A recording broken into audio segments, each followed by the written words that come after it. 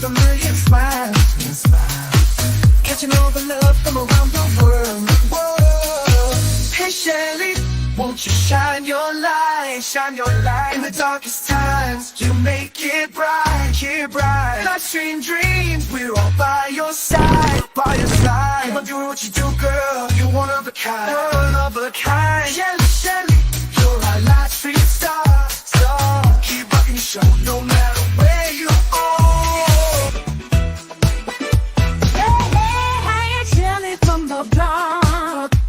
Jersey girl with a mouth that won't stop, no. Sassy, and I'm not afraid to show it. Gonna spill the tea, you better be ready for it. I speak my mind, no filter inside.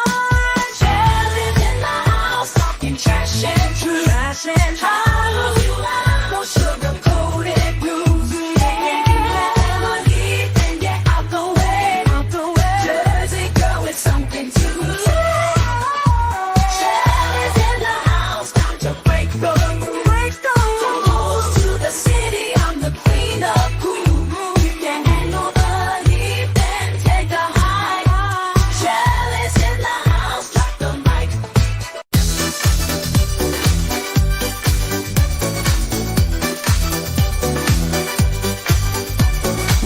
Hey, Shelly in the house tonight. Living it up, feeling so right. Yeah. New Jersey girl, she's got that style. Life stream queen with a million smiles. And she know the love from around the world. Hey Shelly, won't you shine your light? It's time to make it right. Life stream queens with a wayside. You're one of a kind. Shelly, Shelly, you're a life stream star. Keep rocking the show no matter where you are. Yeah.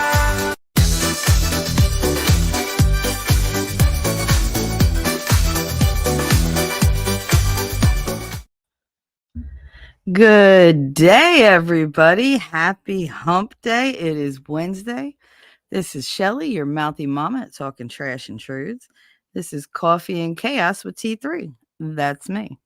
I want to wish everybody a super happy Valentine's Day. It is Valentine's Day, February 14th, 2024, 9:34 a.m. on the East Coast. And we are recovering from a nice little snowstorm, and now we're having a freezing snap. Always nice. I had to drag out the space heater because it was so cold in my apartment. It's the first time this year. I want to say hi to Daisy Girl. Happy Valentine's Day, sweetie. She's over at Rumble, keeping it nice and warm and toasty, being her sexy self over there. Today. What's going on today in the world? I don't know. The only thing I really read about was that the Senate passed that stupid bill, but it's going to die in the House, I'm hoping. And they impeached Mayorkas. I think I said his name right. So that's good. Get him the hell out of it. So much for Department of Homeland Security. We got no security at home. How are you going to have a Department of Homeland Security and then allow millions of undocumented illegals in? Really? I mean, really, that doesn't seem like the nation is so secure. It really doesn't. Like, you have one job and you just don't want to do it. So, okay, get the fuck out then. Oh, the F-bombs are dropping already. I'm not even 5 minutes in. Well, that's how it goes. That's about all I know of that's going on in the world today. I did watch a very interesting stream earlier this morning that went on overnight with some people's histories. I'm sure they're not going to appreciate it when they find out that somebody was talking about them again. I'm not going to throw names out there, but if you know, you know. And I saw somebody from my chat that's, a frequent visitor over in there, and it was just like, oh, see, I'm everywhere. I will find out. But that's fine. A very well-known YouTube personality went live last night and decided to talk about old shit, because there's a million plungers in the world and people love bringing up old shit. But yeah, he called out somebody, and apparently, from what I don't know the story, so I don't want to like give specifics, but what I could glean from the stream, look, I'm rhyming all the time. And I was the poet and didn't know it. From what I could glean off that stream that he did, apparently another, you know, popular YouTuber was doing a stream. Hi, Mike. Happy Valentine's Day. You've been busy. I saw you. Um anyway, so yeah, so a popular YouTube streamer, a female, has a partner with a big mouth, like a show partner with a big mouth. And they said something to irritate this much larger YouTube personality. And so they had to dredge up the whole history and whatever. And it's just like, oh, God, like just internet drama. I can't. Every time I think it dies down, it's like a 2-month cycle. There's always something big every 2 months. Every 2 months. Never fucking fails. Like every 2 months. I think this time we were able to stretch it to 3 months because, holidays. We took like a month-long break. But yeah, all the drama is out there. And it's just like, ugh. But I find it funny because this is all stuff that didn't need to happen. Like, it's just like, come on. Let it go. Let it go. They ruined that phrase. They really did. I'm so irritated with that song. I used to love to say, oh, just let it go. Now you say it and somebody always breaks out into song. FYI, it's usually me. Anyway, I want to throw this Valentine's stream because I know Valentine's Day is a mixed bag for a lot of people. I have a love-hate relationship going with it. I know it's supposed to go back to like Saint Valentine, whatever. I don't know the lore. I don't care about the lore. I guess I could. Well, you know what? I'm going to look it up. History of Saint Valentine's Day. Let's see. Saint Valentine was a clergyman, either a priest or a bishop, in the Roman Empire who ministered to persecuted Christians. He was martyred and his body buried on the Via Flaminia on February 14th, which has been observed as the feast of St. Valentine since at least the 8th century. Okay, so all right, so St. Valentine's Day is not even about that. All right, so one St. Valentine was supposedly a Roman priest who performed secret weddings against the wishes of the authority in the 3rd century. Imprisoned in the home of a noble, he healed his captive's blind daughter, causing the whole household to convert to Christianity and sealing his fate. All right, so that's yet another one. Valentine is likely based on a combination of 2 Valentines who were executed on February 14th in different years by Roman Emperor Claudius II in the 3rd century ACE. The Catholic Church maybe have established St. Valentine's Day to honor these 2 martyrs. So it's 2 stories. Okay. So there's 2 stories of St. Valentine. I did not know that. Did you guys know that? One was responsible for marriages and then the other one was something else. Happy Valentine's Day, Mike. Thank you very much, sweetie. I appreciate that. Rabbit, happy Heart Day. We're all your Valentine because we all love you so much. She said I stopped to like going back to bed. Girl, go back to bed. Enjoy. I hope you're feeling okay. What was I gonna say? Yeah, I remember so many different stories about St. Valentine, but those 2, I'd heard one of them about the secret marriages, but the other one I didn't hear about him being martyred or whatever, but I guess I should have. I'm a terrible Catholic. God. I used to know all the saint stories. I still look them up, but I just never bothered to look his up. Just like I didn't bother to look up Saint Nicholas because neither one of them, they're both so commercialized, it's ridiculous. But regardless of the origins or whatever, today it's all about get this for your honey, do that for your honey, tell them you love them. I tell my honey I love him every day, several times a day, because I don't think that's something you should hold back. I don't believe in hiding my feelings for anybody, whether they're good or bad. You guys know me by now. I'm just going to say whatever the fuck I want to say. ZD, hey, honey. She said happy vagina day. Come on, it's all about getting that punani. I don't celebrate it, but I'll be in the store after scooping up all the fine chocolate on clearance. Hell yes, that was my favorite time to go to CVS, the day after Valentine's. 75% off sale. Oh, I'm there for it. I am there getting the novelty stuff for like the kids, just packing it all in. It's like, all right, it's fine. I'd have chocolate at my desk forever. They'd be like, oh, we love Valentine's Day. Rabbit said, pulled my back muscles moving. Hey, so out for a few days. Oh, no. Oh, no. Did you put a heating pad on it? Take some Aleve or something? Hopefully you got something a little stronger than Aleve. Maybe some Flexeril or... This is not a medical advice channel. This is just I pull my back out all the time, so Flexeril helps. But yeah, no, just be careful because it makes me go right away. Like one little low dose Flexeril and I'm just knocked out. I love that stuff. He said, hell yes, 70% off Godiva. Yep. So when I don't know, like now Valentine's it's very commercial. It's very, oh, you have to buy this, you have to buy that, whatever. Like I said, I don't hold things back.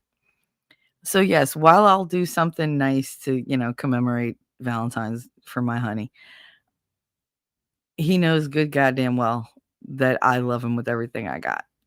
Because I tell him every day. And I show him every day. I got his back no matter what.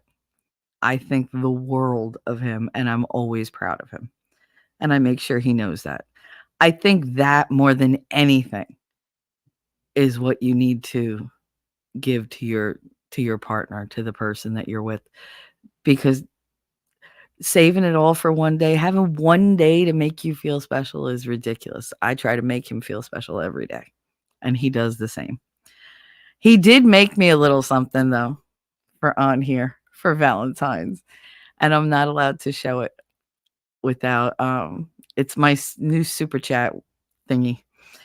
So, and it's just for now. And I love it. I love it. I saw it and I love it. Inya. Hello, honey. Happy hump day. Happy Valentine's Day. Inya's going to be my Valentine. Actually, the whole chat's going to be my Valentine. That's it. We're going to spread the love all goddamn day today. I'm not going to be on here all day. God help me. But because, my back can only sit in one position for too long. Rabbit pain meds are kicking in now that chores are done. Girl, go sleepy. We love you, Rabbit. You are everybody's Valentine because we love you. Darth Hideous. Hi, honey. Happy Valentine's Day. He said Valentine's is gay. Bitch, please. You weren't special today, yesterday, or tomorrow. Aw, no. He said, fuck this shit. I'm out. Don't be like that. I told you, you guys you're in the, uh-oh. Rabbit sent a $2 super chat. So guess what you guys get to see? I think it's so cute. All right, here we go.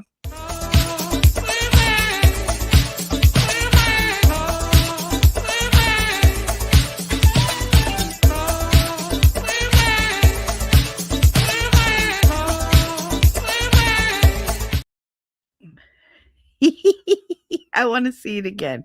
Wait.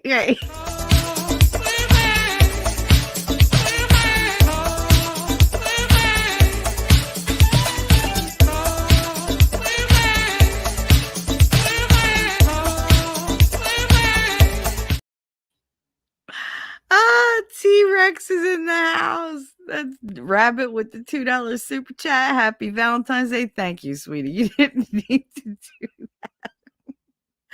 Oh my goodness.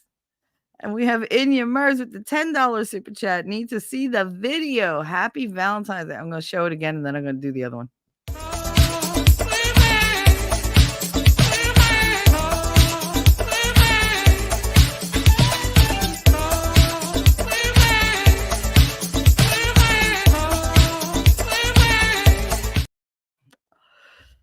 And just because of that,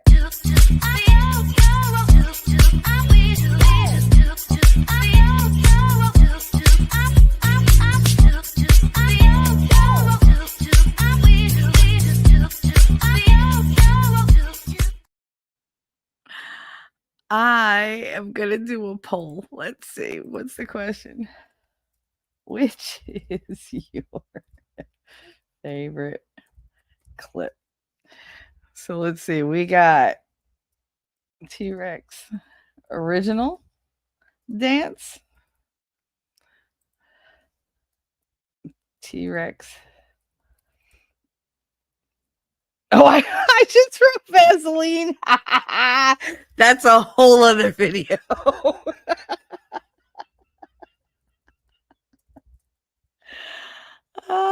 That's a whole other video that I can't put on YouTube. Let's see. Or let's see.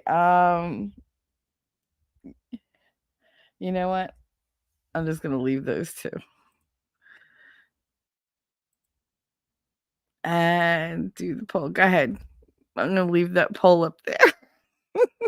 Because what's Valentine's Day without a poll? I mean, really. Are you even living if there's no poll? I mean, shit. Anya Mers, thank you so much for the $10 super chat. I appreciate it, sweetie. And you said, Rabbit, you quick, buddy, you. ZD, that music is so old school Jersey. I know. He's good at that, isn't he? So that clip, the Valentine's clip, was made by Winning Reality, my honey. So that was his little Valentine's surprise for me when I opened StreamYards this morning. Because I left him last night to go to sleep early. I was like, I can't. I was like, I need to sleep for today because I need to be like up. And he was like, all right, go to sleep. He always does stuff when I leave him for the night. I'm like, all right, go. And he's like, yeah, I'm not going to sleep just yet. I'm like, oh Lord. I never know what he's gonna be up to. The Christmas one is your favorite, ZD. Oh, that's cool. Hey, cool. What's up? Happy Valentine's Day. Just so you know, all of chat is my Valentine. I claim you all in the name of Italy. Like, claim, because Italian, the language of love. If you want to say to somebody, I love you very much, you say, ti voglio molto bene. That's the very intricate way of saying it. Ti voglio molto bene. I love you very much. Because ti voglio bene is pretty much more like I want you. Like a lot. I mean, it does also mean I love you, but it's more used toward I want you. I do love the Christmas one. They're both in the running. We're going to continue as the holidays go. T-Rex will probably get a new dance for every holiday. I can't wait to see what he's going to dance for my birthday next month. Oh, holla. It's going to be fire if I know winning. And I do. That's hideous. Whoever told Trucksaurus that TikTok dances were duet. Fucking lied to that poor boy. Oh, Darth, you know damn well those are funny as hell. In your MERS, I have like 3 things to verify for a payment because my card got hacked from somewhere a while back. Oh no! Someone bought groceries and a big screen TV in Indiana. They were getting ready for the Super Bowl. You know that, right? They bought the big screen TV and then they bought all like the chips and dips and wings and whatever. And they threw a party. and they probably charged at the door. So not only did they get the shit for free, they probably got money for it.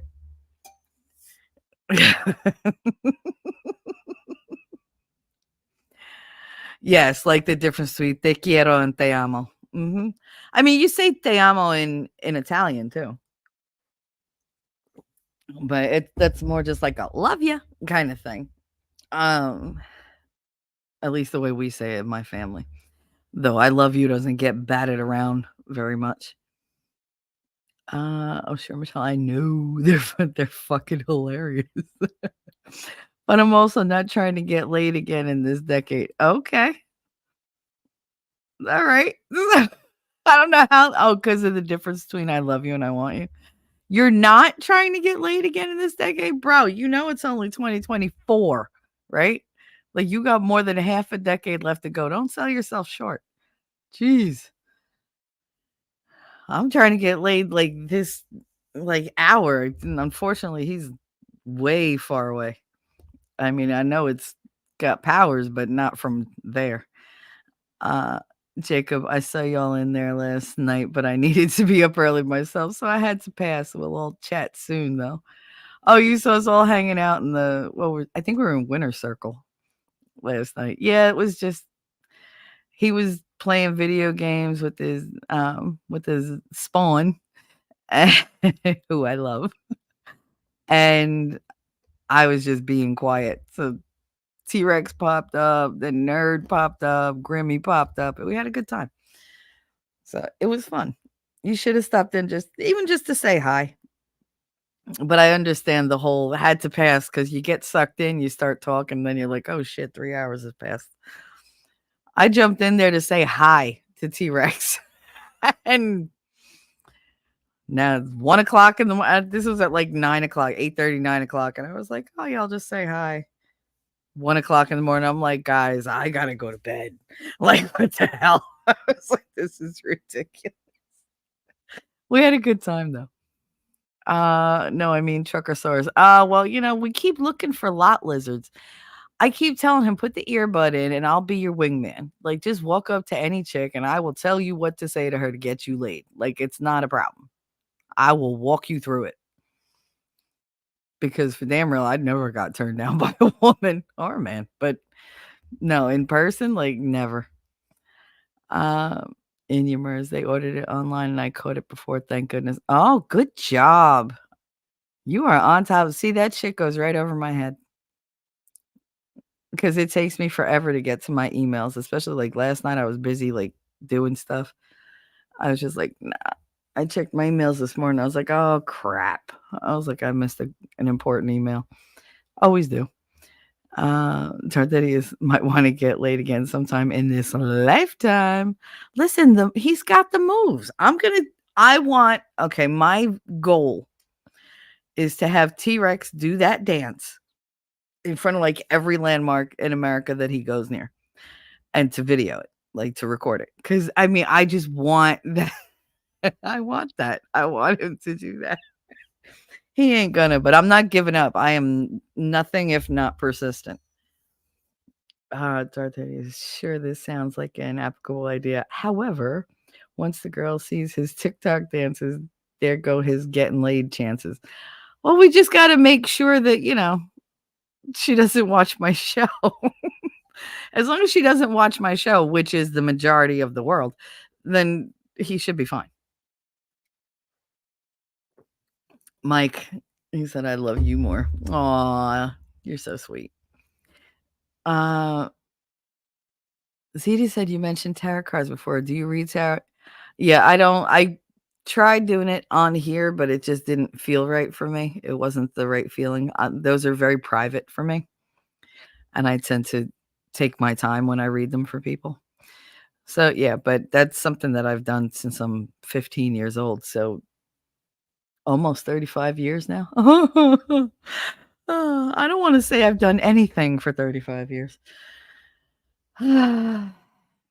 Darth Hideous, my goal is to see him do that dance and get laid in the same why do I want to break into this song to dream the impossible dream? Like, And you said one of these days I want a reading. All right, just find me in Discord. You know how to do that. Hit me up and I'll do it. I owe T-Rex one. I owe him two, I think. Or one this month and one for last month. I forget.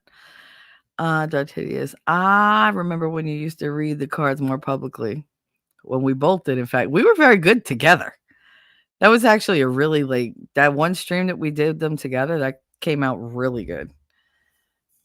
But yeah, no, I did all the lawyers. You remember that? I did readings on all the lawyers, on Nick, on Vices, on Mindset, like all of them. And they were all pretty accurate. Joe was like, "Who is this person?" Nearman? He was like, "Who is this? I don't know who that person is." Like, why is she talking about me? He was like, "I feel exposed. I feel violated." He's like, "Who is this person?" And now he teases me and calls me 3T, like Nick. Fucker. Ah, I love me some Joe. I love Joe, and I love Joe more because I love his father. Oh my God. Greater Logic is amazing. I could listen to that man tell stories forever. Petridge Farm, remember? I remember Joe's visceral. He was upset. He was upset. Daisy Girl, I will never watch a card stream. And it's funny, Daisy, because I used to have, when I did the tarot cards, that was the only time I got spammed by bots. Ever. Every single time I did a tarot stream, I got spammed by bots. I was like, this is God telling me not to do this. Because otherwise I didn't get spammed by bots ever. But if I did a tarot card stream, oh, forget it. She said, makes me uncomfortable. That's just me. Yeah, I know it does make some people uncomfortable. The only person I ever had a really hard time reading was Suzanne. And that was just the first time because she was like blocking me or something.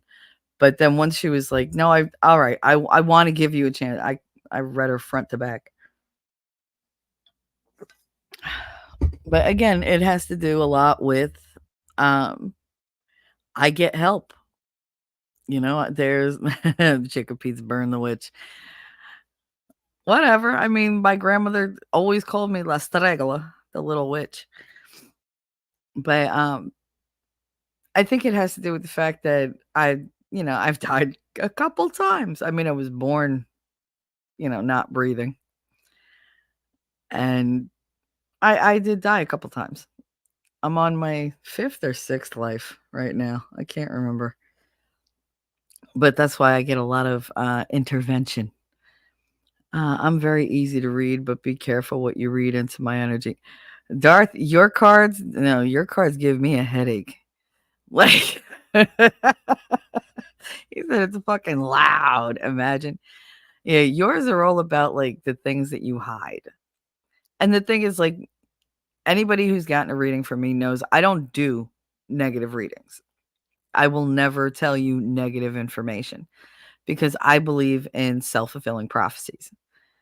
If I tell you something bad is coming, you are going to hyper focus on that and you're going to try to navigate your way around it. And by navigating your way around it, you wind up right in the middle of it. So instead, I do what I normally do. I look at something really negative. I find the positive in it. I tell you that part and send you on a better path. Which is why reading my energy sucks for not just me, but for everyone. Oh, I know. I can't read my own cards. I can't do it. They tell me exactly what I want to hear or exactly what I fear. Every time. Never fails. The one time I let somebody else read my cards for me, from my cards, it was my friend Vicky that, I've known since I'm 14. And she was like, all I have to do is like shuffle them and, everything like that, right? And I was like, yeah. And so she was like, all right, so I'm going to pick cards for you. And I was like, yeah. And she picked 3 cards. And one of them came out. And this was like it was a 3-month reading that I asked for. I said, I just want you to concentrate on the 3-month window, and that's it. And she pulled the pregnancy card, and we all were ha ha ha ha ha because I hadn't had sex in like a year. And it was just not in the cards for me. Like literally, it was like I was like, I am guaranteeing like those cards do not say anything about me hooking up with anybody because I am so over people. I wasn't going out. I wasn't doing anything. Yeah, no, apparently I didn't have to go out because when God wants you to have a baby, he'll send that bitch to your house. Like, it was like, oh, I haven't seen you in 10 years. 3 minutes later, Connor. It was just like, oh, okay. Just remember, girls, be careful when you're twisting nipples because sometimes it's a trigger. Just saying. Just saying. But yeah. So, and that was actually February 18th. That was when I conceived Connor, February 18th. But when she did my cards, it said I was having a baby, that I was going to get pregnant in the next 3 months. And I got pregnant literally like 3 weeks later. And none of us saw that shit coming. Like, none of us. Because I remember taking the pregnancy test. I remember telling my mother, my period didn't come. I need you to go get pregnancy tests. She brought me like 7 of them. And I was just like, are you kidding? Like, would you buy them all? I just want to be sure. I was like, fine. So thank God I had to pee because I peed like on all of them. And wait 15 minutes. My Irish ass. Bing, bing, bing, bing. Positive, positive, positive, positive. All of them just bing, bing, bing, bing, bing in a row. I was like, yeah. She was like, could they be wrong? All of them? Doubtful. It's doubtful. Oh my goodness, it's winning reality. Happy Valentine's, honey. How are you?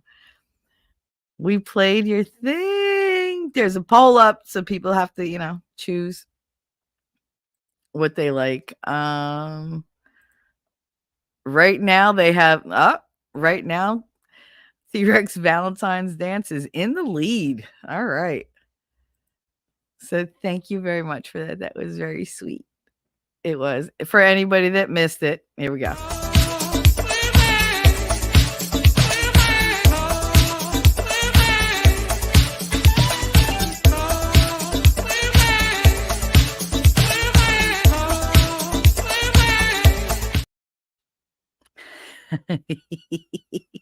I love it. Thank you for that surprise, honey. I love it. Wait, what's up, Bubba? Oh no, not that. God damn, Michelle, what? What did I do? Wait. What did I do? I didn't do nothing. ZD said, Shelly, that's my name too. Aw, I feel like we're very connected by our culture. I think that would be a great reading. That's amazing. Yeah. Yeah, hit me up on the Discord and we'll set that up. I'm happy to do it. Jacob Peets, well, since my last application didn't work out, maybe you could tell me how this next one will go. Oh, honey. That's all right. You'll get the one that's right for you. Just remember, it's not a lost opportunity. It's an opportunity that wasn't meant for you. So something better will always come along. You will be the victor of a great battle after the shooting and bombing stops, that is. My energy literally whenever it's ready. That's what happened to Mary. Yeah, no. Eddie just thinks he's a god. He's not actually one. He just thinks that. Presses activate on the pretty hate machine. Nah. Wolfram, happy Valentine's Day. Ow, honey. Aw, I love that everybody's here. You guys are great. And no, there's no hate machine, Darth. Good God. Anyway, I was saying a story. What the hell was I saying? Damn it. I lost my train of thought. Some bitch. I know I was talking about Valentine's Day and I was talking about what else? What else was I talking? Oh, about getting pregnant. Yeah, so I just remember it was hilarious. Hey, Judge Maddie, what's up? What's up? Happy Valentine's Day, honey. Dart said, yeah, but when God wants you to have a baby, you have that baby. And I'm so glad that I did. So glad that I did. It never even dawned on me to not have it. Once I knew I was pregnant, I was like, "Oh, I'm having a baby." My mother was like, "You have options." I was like, "Yeah, I have an option of having a baby or having a baby." Like, fuck is wrong with you? Like, have you met me? Like, I want all the babies, like all of them. I hope there's 2 of them in there. And she was like, "God, bite your tongue." But I remember calling, actually, I didn't call Vicky, she called me. And she was like, "I haven't heard from you in like 3 days." I said, "Yeah, I've been going through something." It's like, I'm just, I'm dealing with something right now and I'm just trying to like process it. And I didn't want to tell anybody because, I don't know how I feel. Yeah. I mean, I'm happy, but like, I don't know what I'm going to do because I wasn't working. And it was just like, I was newly divorced for like, a year. And it was just like, what do I do? And she was like, "Oh, what could be so bad?" She goes, "What, are you pregnant?" Like, and then she's hysterical laughing because she thinks this is the funniest fucking joke ever that she said this. And I did, and I'm just, she was like, "Why are you not laughing?" I was like, because it ain't funny. She was like, "Girl," she's like, "Please." She was like, "You coming out telling me you're pregnant. You're right." And I was like, "I'm pregnant." She was like, "Wait, what?" I was like, "I'm pregnant." And she's like, waited a minute. She goes, "Are you fucking with me right now?" I was like, "I am not fucking with you. Are you shitting me?" I am not shitting you. I swear on my eyes, and this is what I said to him, I swear on my eyes, I'm pregnant. She's just, "Who the hell got you pregnant?" I said, "Well, see, I didn't think it was worth mentioning, but I got a visit from somebody like almost a month ago." She was like, "A month ago, you already know you're pregnant. You're not even pregnant a month." I was like, "You know how I am." She's like, "Oh God." She's like, "Wait, wait, wait, wait. How long were you with this person?" I said, In bed, like about 3 minutes, maybe less." She was like, "You only had sex once?" I was like, "Yeah." "With who?" I was like, "Well, Freddie brought Eddie by," and she was like, "Oh no." She was like, "How long has it been since you saw him?" I said, "It's been about 10 years." She's like, "Wait a minute, the last time you saw him," I said, "The last time I saw him, I was pregnant with Katie." She was like, "Girl, you got the worst luck." I was like, "No," I was like, "It's great. We're gonna have a baby." And she was like, "All right, fertile myrtle." She's one goddamn time. She was like, "Jesus Christ."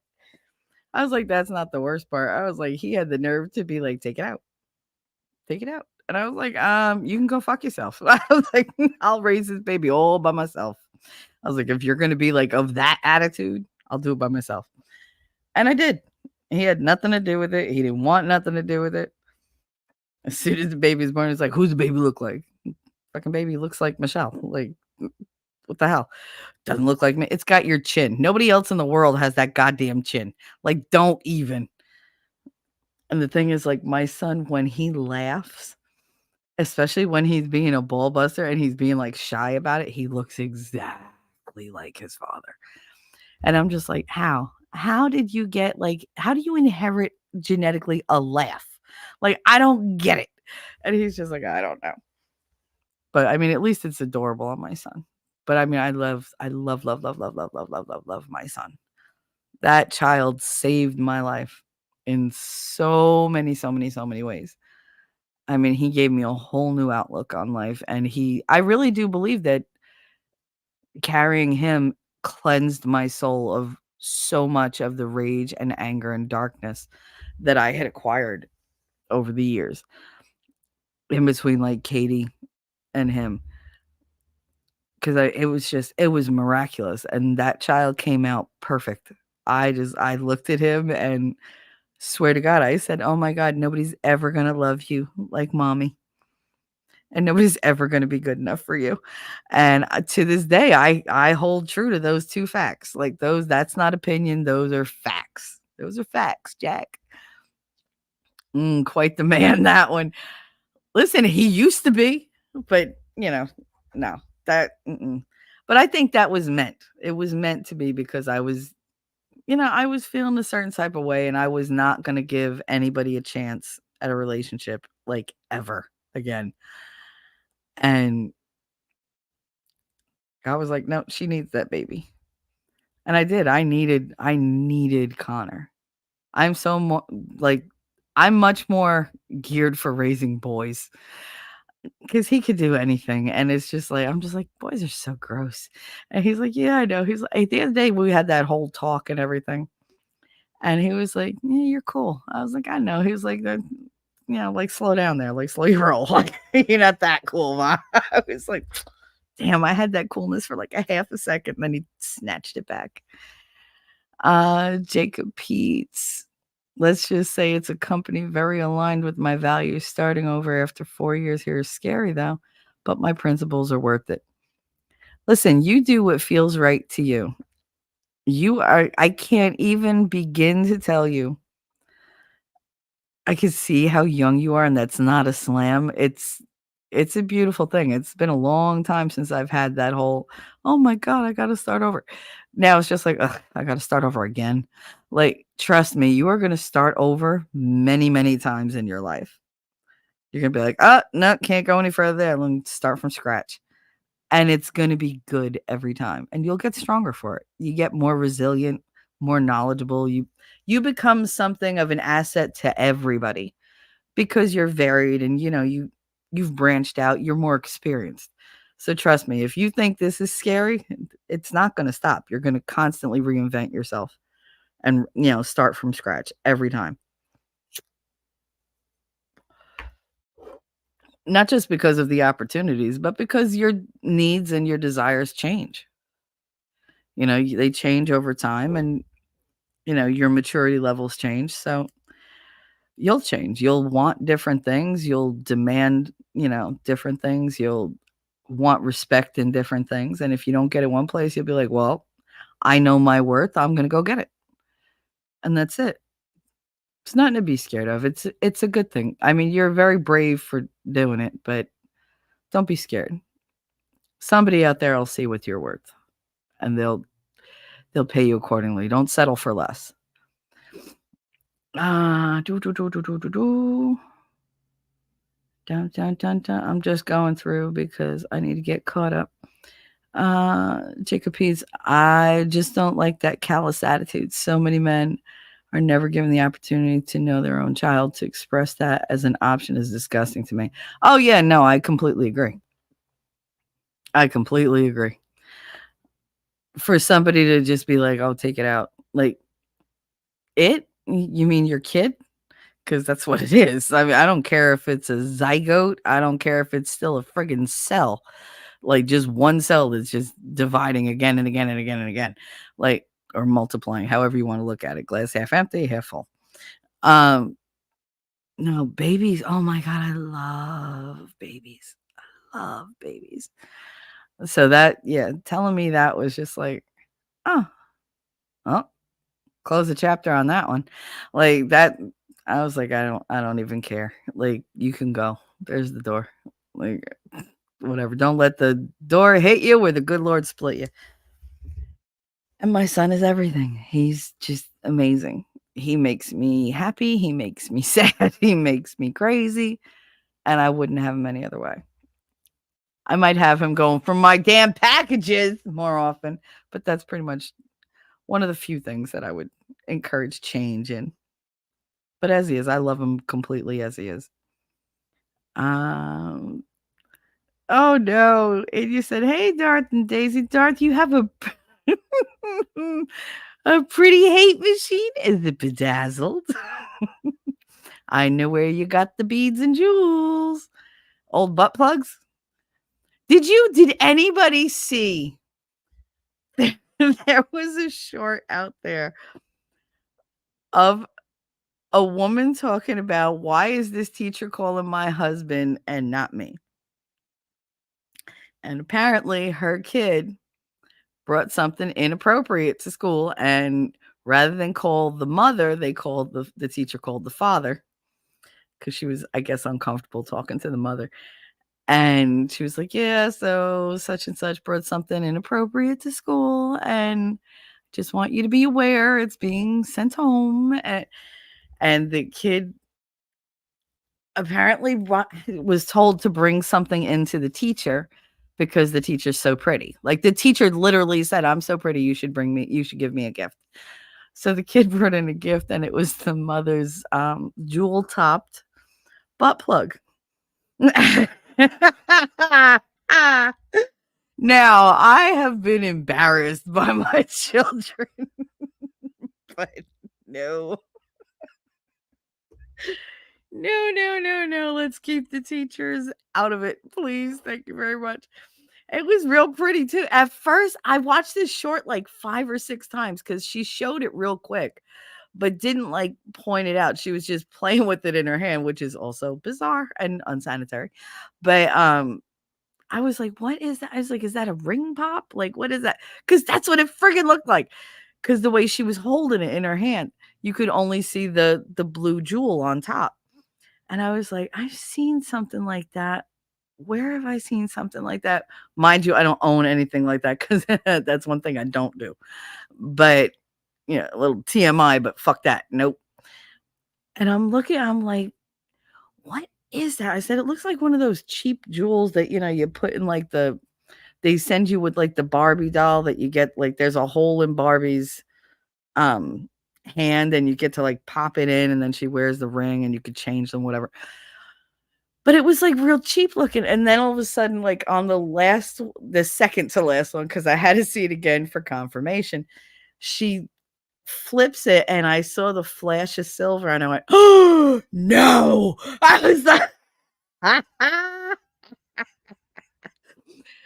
this bitch got like 30 views off of me because it just kept repeating while I was hysterical laughing. Because I could picture this teacher's face when she realized what the fuck it was. I was like, oh my God, that's what you get for saying, look at me, I'm so pretty, get me a gift. Like, that's what you get, bitch. You get, like, here, you're a pain in my ass. Put that in. Oh my God, I was dying. And the mother was just so like, like,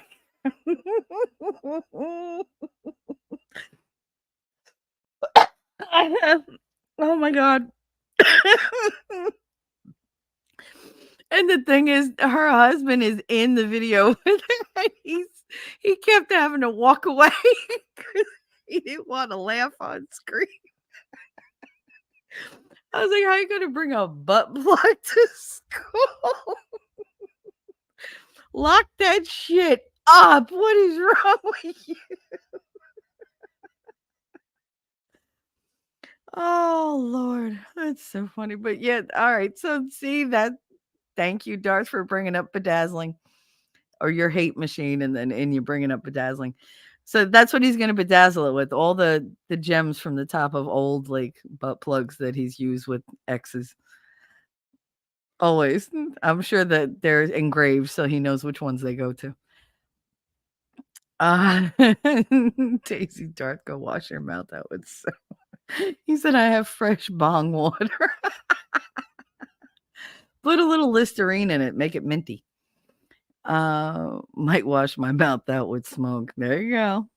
There's winning. Babies are just evil, hairless monkeys in their hairless form. Changed my mind. Listen, I mean, I call my son my demon spawn. There's a reason I call him that. It's not like he didn't earn the name. I mean, my grandmother called me, like I said, Stragler, and I earned it many, many times over. Granted, I didn't know what the hell it meant until I was a little older, but I just thought it was another nickname. It's like my uncle grew up thinking his name was son of a bitch. Or as my great-grandparents said, Samana Bish. Samana Bish. You're going to summon a bish? Okay. By the way, bish, like in Italian slang, is dick. So if I could summon a bish, I know which one I'd summon. The worst thing about babies is they become adults eventually. Yeah, no. It's funny because once they start having opinions, you're like, "Who told you you could have those?" First time my kid said no to me, I was like, "Who are you talking to?" I was like, "Why are you saying no to me? That's not no, they're not you're not allowed to say no to me." Katie was like, "Okay." Connor was like, "Why not?" "What do you mean, why not?" "'Cause I said so." "That's not a reason." "Oh boy, you're gonna be a problem." It's like, "You're gonna be a problem." And I could hear my grandmother giggling, like cackling in the afterlife because I just know she was watching that exchange going, "Yes, she finally got one like her. Oh, I'm gonna watch every minute of this." You know she does. You know she sits around and she just watches and goes, "Yeah, go ahead, give her a hard time. See, you happy, Michelle? See, God punishes you all the time. Told you, told you. I told you you were gonna have one just like you." He's worse than me because he's got like I don't know. He has no fear of me. Like, at least I was afraid of people. He ain't afraid of shit when it comes to me. It's just like, Boy, don't you know I can end you?" I said to, and this is what a smart ass he is. I always used to say, "I'll take you. I brought you into this world. I'll take you out. I made you. I'll make another one just like you." I said that to him, I don't know, a couple weeks ago, and he said, "No, you won't. You're too old." I was like, "Oh!" I was like, "How dare you?" I was like, "That's so rude." It was like, "It's true though. You're stuck with me." I was like, "Bastard." I was like, he took away like one of my favorite things to say. He was all proud of himself. I was like, "Oh," and I got stretch marks for that. Really? Like, not only did you just like, smart ass me in my own way, but you call me old, like, oh, and then he had to come out later. He was like, "By the way, you're still," yeah, like, "I told you, you're still beautiful." I'm like, "Uh-huh, but I'm old." He was like, "You can't help time." He's like, "It's just a number." He was like, "You," I know, of course, smartass was like, "Of course, yours is a really big number." I was like, like, "You'll be old one day, don't you worry." And I hope I'm on this earth to go, "Ha ha ha. How's that? How's your back doing, Snap Crackle Pop? How you doing? I can hear you walking over here. Couldn't do that before." God, I stood up one day and he was in the kitchen, and all you heard was my back, my shoulder, my hip, and my knee go clack, clack, clack, clack, clack. He said, "What'd you step on? Bubble wrap?" I was like, "You just shut the fuck up." I was like, "Mind your business." He said, "No, seriously, were those like your joints?" I was like, "Yeah." It's like, wow. He's like, "You want an ice pack or something? You just be quiet." Oh my god. And you said, "Yes, he took her butt plug to school." It was so hilarious. That couple has some good videos. Usually more wholesome. Yeah, uh-huh. See, that's the thing. People play wholesome and then the doors close and the butt plugs come out. So, I'm a degenerate in public. So, obviously, either it's wicked freaky when that door closes, which fair, or it's like very wholesome and loving and like, oh, whatever. I am not the, "Oh yeah, let's go slow and soft and make love to me" kind of. I'm just not that girl. When they say make love to me like in a movie or whatever, I think it's so corny. I hate it. It sounds so fake. I'm like, when you're in that moment, that is not the phrase you're thinking. It's just not. Maybe for some people, it never crossed my mind. If it did, I would have laughed, and that would have been bad for the mood. Because the last thing you want to do when a man is standing naked in front of you is burst into giggles. Because they take it personal. I've done it, so I know.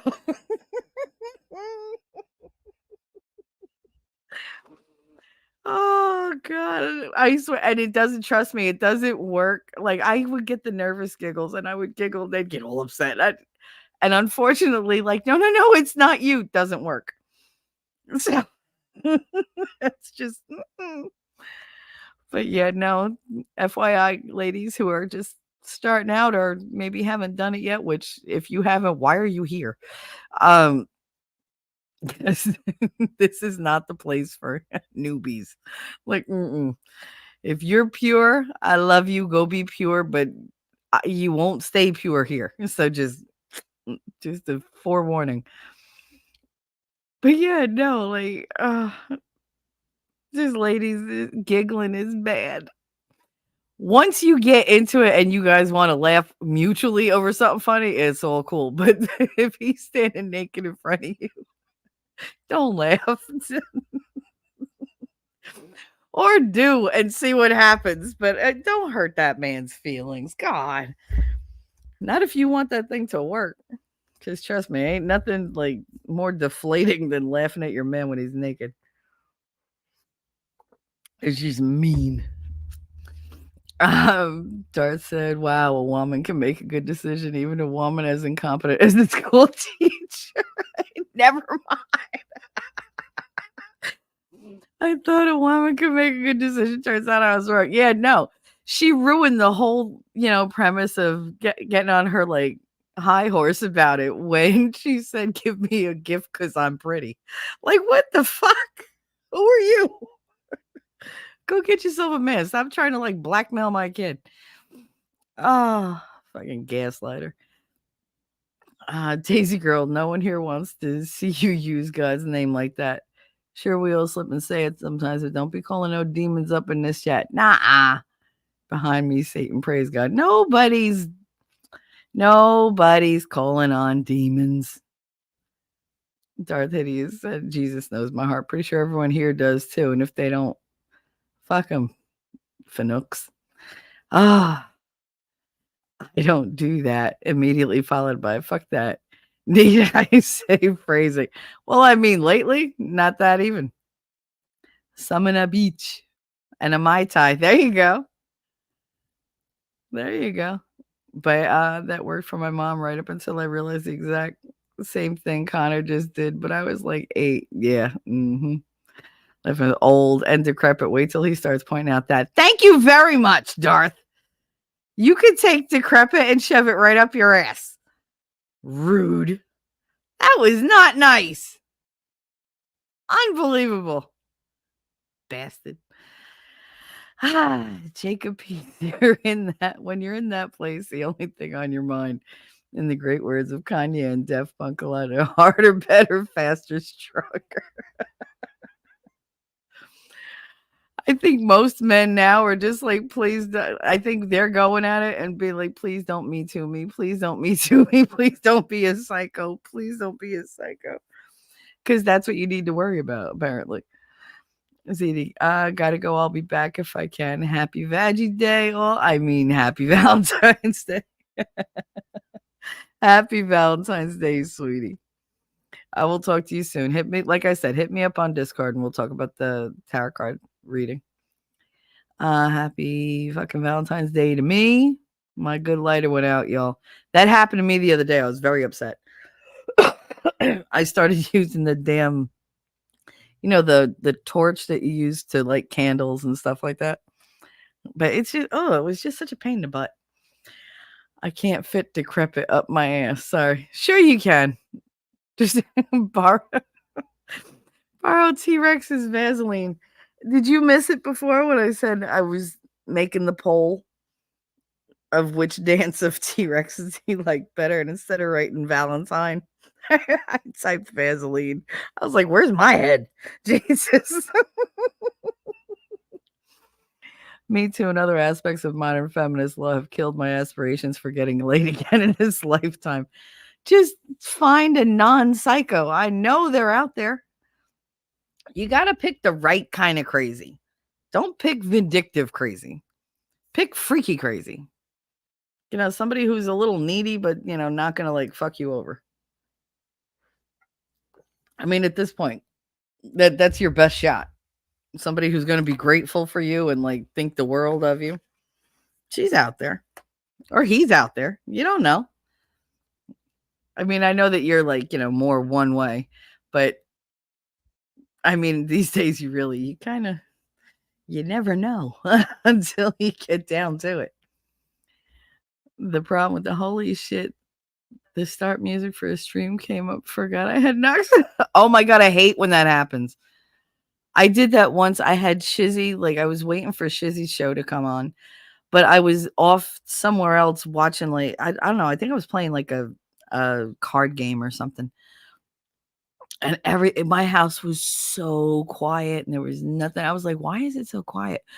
I was like, all right, I'll just enjoy it. And then out of nowhere, just Shizzy's like music hit. And I was like, oh my God, what is it? It scared the hell out of me.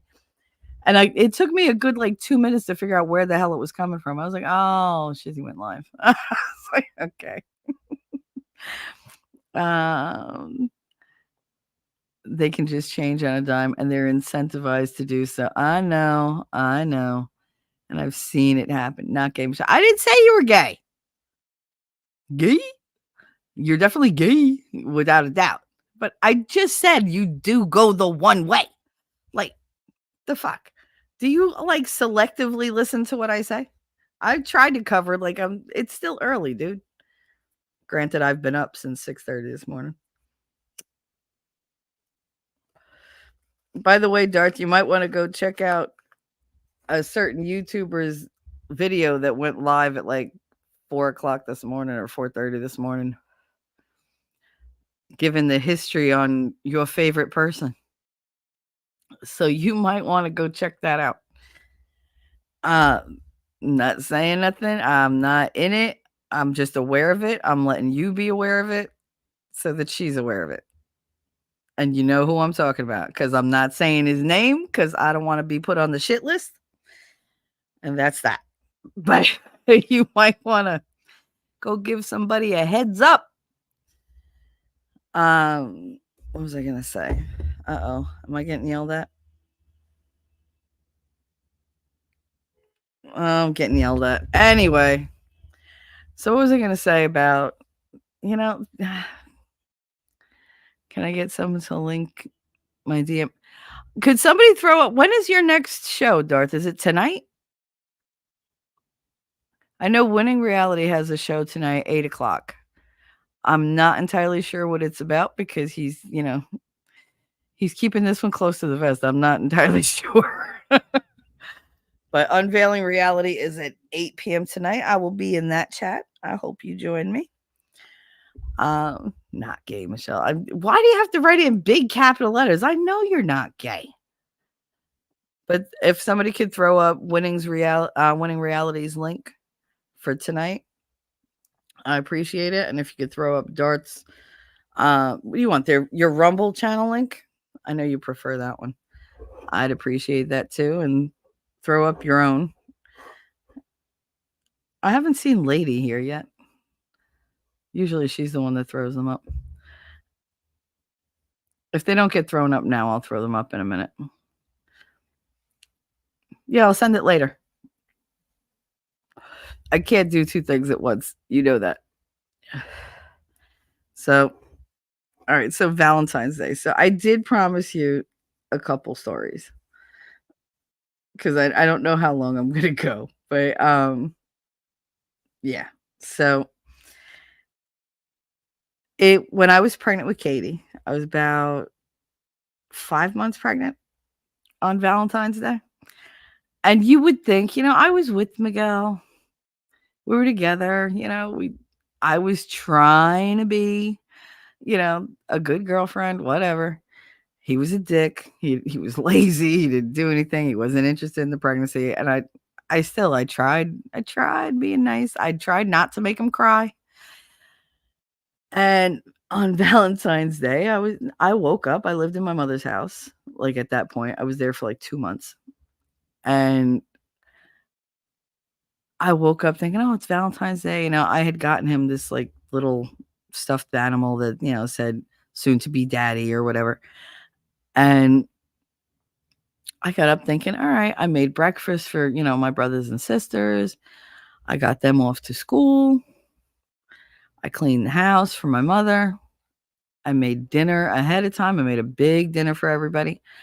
Kids came home from school. We did homework. Now, mind you, I haven't heard from Miguel all day. And I'm like, all right, that's fine. I'm like, I'm sure, he's sleeping late, whatever. My mother comes home from work. Fredo, comes home. Everybody sits down. We all sit down and eat as a family. And my mother's, she's got this huge bouquet of flowers from her husband, and he got her chocolate and like all these things. All the kids, they got all the kids like little hearts or whatever.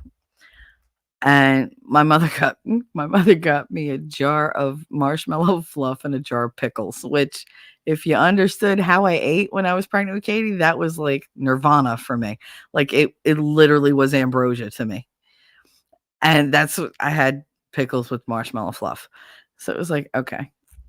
So we sat around, we played cards, we played board games, we watched a movie, and I'm getting more and more and more pissed off because now it's like 10 o'clock at night, 11 o'clock at night. Nothing, not even a boo from him. I was like, damn, he didn't even like beep me. Like this is the age of beepers. And I had a 1-800 number because the motherfucker never had a dime for the damn payphone because he didn't have a phone in his house. Because, hood rat. Nothing. Nothing, nothing, nothing. So it would have cost him nothing to call me. Still nothing. So Valentine's Day came and went. Now, I'm 5 months pregnant. You really don't want to piss me off because those hormones are raging. So the next day, I think it was a Saturday or whatever, but everybody was home. And there's a knock on the door. And I hear Spanky going, "Don't do it, bro. Don't do it. You just don't. Throw it away. Don't do it." And I was like, what is going on? So I didn't even get up because I was like, that's Miguel. I was like, just let him in. And my mother was like, all right. So she goes and she lets him in. I'm sitting there mad. And he walks in with a bouquet of balloons and a small heart full of chocolates. And he comes in and he hands them to me. And he was like, "Happy Valentine's Day." And I just looked at them. I didn't take them. He's like holding them in front of me. And I just looked at him. Now you gotta figure Miguel is 6'7". He's enormous. I'm 5'3". And I was sitting. And I gave him such a look that he started shaking, just standing there. And Spanky was like, "Here we go." And I was like, "What are those?" And he was like, "I got you, something for Valentine's." I was like, "Valentine's was yesterday." And he was like, "Yeah, I know." He was like, "I was really busy yesterday and it slipped my mind. But I had it, so I wrote it today." I said, "Oh." I took the box of chocolates and I turned it over in my hands and I'm real quiet. And he goes, "Aren't you going to say thank you?" And that was the spark that lit the fuse.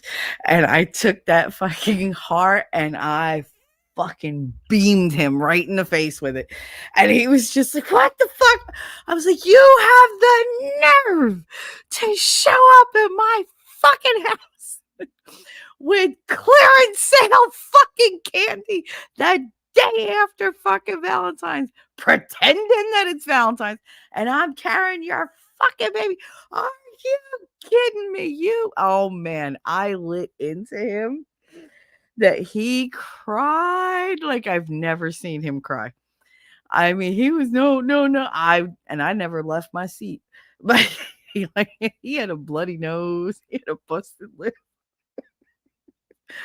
And my mother was like, "Michelle, that's not nice." I was like, "I don't give a fuck." And he wants me to say thank you? Are you fucking kidding? Like already there's the insult. The injury was missing the whole goddamn day. That hurt. The insult was pretending like I was too stupid to realize he paid for clearance sale candy and that's what he thought of me. And then you have the balls to be like, "Aren't you going to say thank you?" No, you didn't. Like, oh, no, you didn't. Bro, he's lucky he lived, let alone just got a box of chocolate to the face. Life is like a box of chocolate. Sometimes you take it to the face. Like, how you... That is the Valentine's Day story that sticks out most to me. The rest of them they were all right. They were like whatever. Um, one got me like an easy bake oven because I didn't have one as a kid. Well, I had one. My mother wouldn't let me use it because it required supervision, and she just didn't have time for that. So I had an easy bake oven that literally sat in the box till the day I threw it out, and it always bummed me out. And I don't know, like I don't know, we were watching something. The girl had an easy bake oven in the movie. And I remember saying, "Oh my God," and I told him the story about how I had one. My mother wouldn't let me use it. I was like, it always aggravated me. I was like, because I just, I was like, I just wanted to use it. I was a kid. I wanted to use my easy bake oven like every other kid. And he was like, well, now you use the big girl oven. I was like, yeah, whoop-de-doo. I was like, that's not for fun. I was like, that's usually that's for you. It's like, that doesn't do anything for me. And he was like, yeah. Stop your bitching. And then Valentine's Day came around, and that was one of my gifts. He also got me like some what was that? Oh, that was he gave me the diamond heart ring for Christmas, and then the matching bracelet with like these little hearts and O's with not hearts and O's, X's and O's, a gold bracelet with diamonds on it. And my girl was like, "Oh, that's so nice." I was like, "Meh." She's like, "Really?" I was like, "One, I'm not a jewelry person. You know that. Two, I hate gold. I've said it so many times. I hate gold. Am I appreciative? Yes. Unfortunately, that gift is for him, not for me. Because he used to get me expensive gifts so that he could tell everybody he got me an expensive gift because he'd get clout from it. He'd get that pat on the back. Oh, you're such a good boyfriend. Meanwhile, I'm like, yeah, you're such a good boyfriend. I didn't want like that. You could have just sat there and watched a movie with me. That would have been perfect for me. It would have been perfect. I do not need flashy gifts. Flashy gifts are to prove that you can, not that I want. When you give somebody a gift, you should give something that they need or something they want that you can give them. You literally picked the two things I just have no value in whatsoever, and that's what you decided to sink your money into. Yes, it was a very nice gesture. Thank you very much. As soon as as soon as I found that I was pregnant with Connor, I hocked them all. All the jewelry he ever gave me, which was a lot. And because it meant nothing to me. There was no sentimentality to it at all. Because that just requires money. It didn't require thought. It didn't require you to spend time or whatever. Like you went to the mall, whatever. You spent too much money on a piece of jewelry that is what use is that? Like I'm 23 years old. What? I don't give a shit about jewelry. I'm 50 years old. I'm going to be 50 years old. I don't care about jewelry. Like it does nothing for me. And my grandmother was like, I get it. Because she always got the apologetic jewelry. That's why I don't like when somebody sends me like roses. Because it reminds me every time I've ever gotten roses was an apology for a huge fuck up. Never just like, because I love you, here's some roses. Nope. It was always to put a band-aid on whatever gaping wound you just fucking created. Wait, let me go back to this thing. I know you can't. Yeah, I can't do two things at once. You know that. You still have a beeper? A silver slasher? That's amazing. How you doing, Silver? What's up? I had the beeper. My ex-husband took it to work with him when in those like I think 10 days that he had a job. Actually, it wasn't even that long. I think he had a job for like 3 days. And he freaking dropped it and broke it. I was like, I had that beeper. That beeper has been with me like freaking 8 years and nothing happened to it. You had it one day and you fucking broke it. I think he broke it because, everybody had that number. But it was like, whatever. It's not activated, but I have it right here. That's amazing. Oh my goodness. I remember we used to write messages to one another, like you'd be able to write like boobies, hello, I love you, like stuff like that. just by doing the numbers the right way and flipping it over. See, these kids don't know how to be inventive. Like, we were innovative. Like, we thought new shit up. Dart said, oof, he was just doing economics. Yeah, You don't do economics when your girl is pregnant with your kid on Valentine's Day. You just don't. Okay? You just don't. Happy Valentine's Day, Silver. Darth Hideous, the big girl oven, aka the medium difficulty bake oven. I'll take all the flashy gifts right to the silver and gold exchange. That's exactly what I did. I mean, I waited a couple years, but I had quite a few pieces from him that, they were good. They came in handy when I was pregnant with Connor because they paid the rent for I think 6 or 8 months. Like, I was good. Someone got me a membership for here, so I'm checking it out. Well, welcome. Welcome. We love newbies here. This is a very comfortable place. I mean, I curse a lot, but that's about it. Inumers, I never thought of that. T3, but yeah, my ex would get really sweet when I would get mad enough to leave. Oh yeah. That's the whole gaslighting, the love bomb gaslight combo.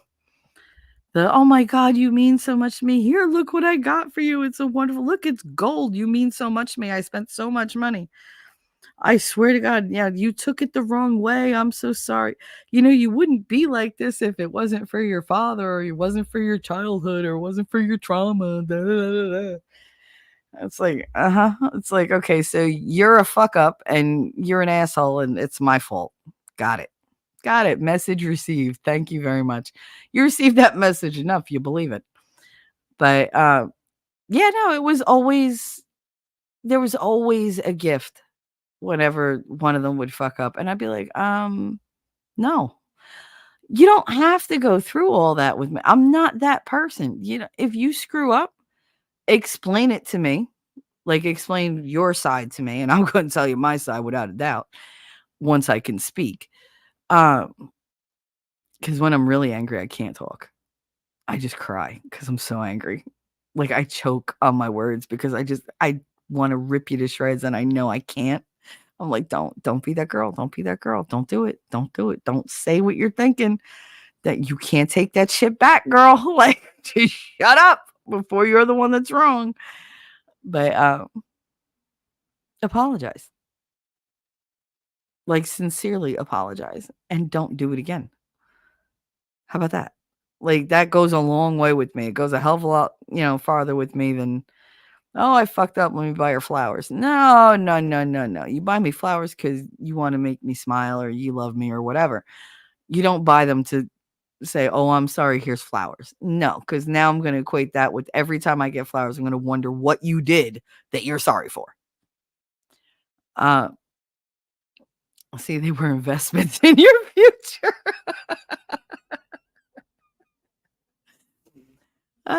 Stick around. Let's see how many times I can get Michelle to yell at me. No, let's not do that, Darth. He said, hint, it's a lot. I don't yell at you. I mean, I do, but it's always in good fun. I know you're just a ball buster. I'm surrounded by them.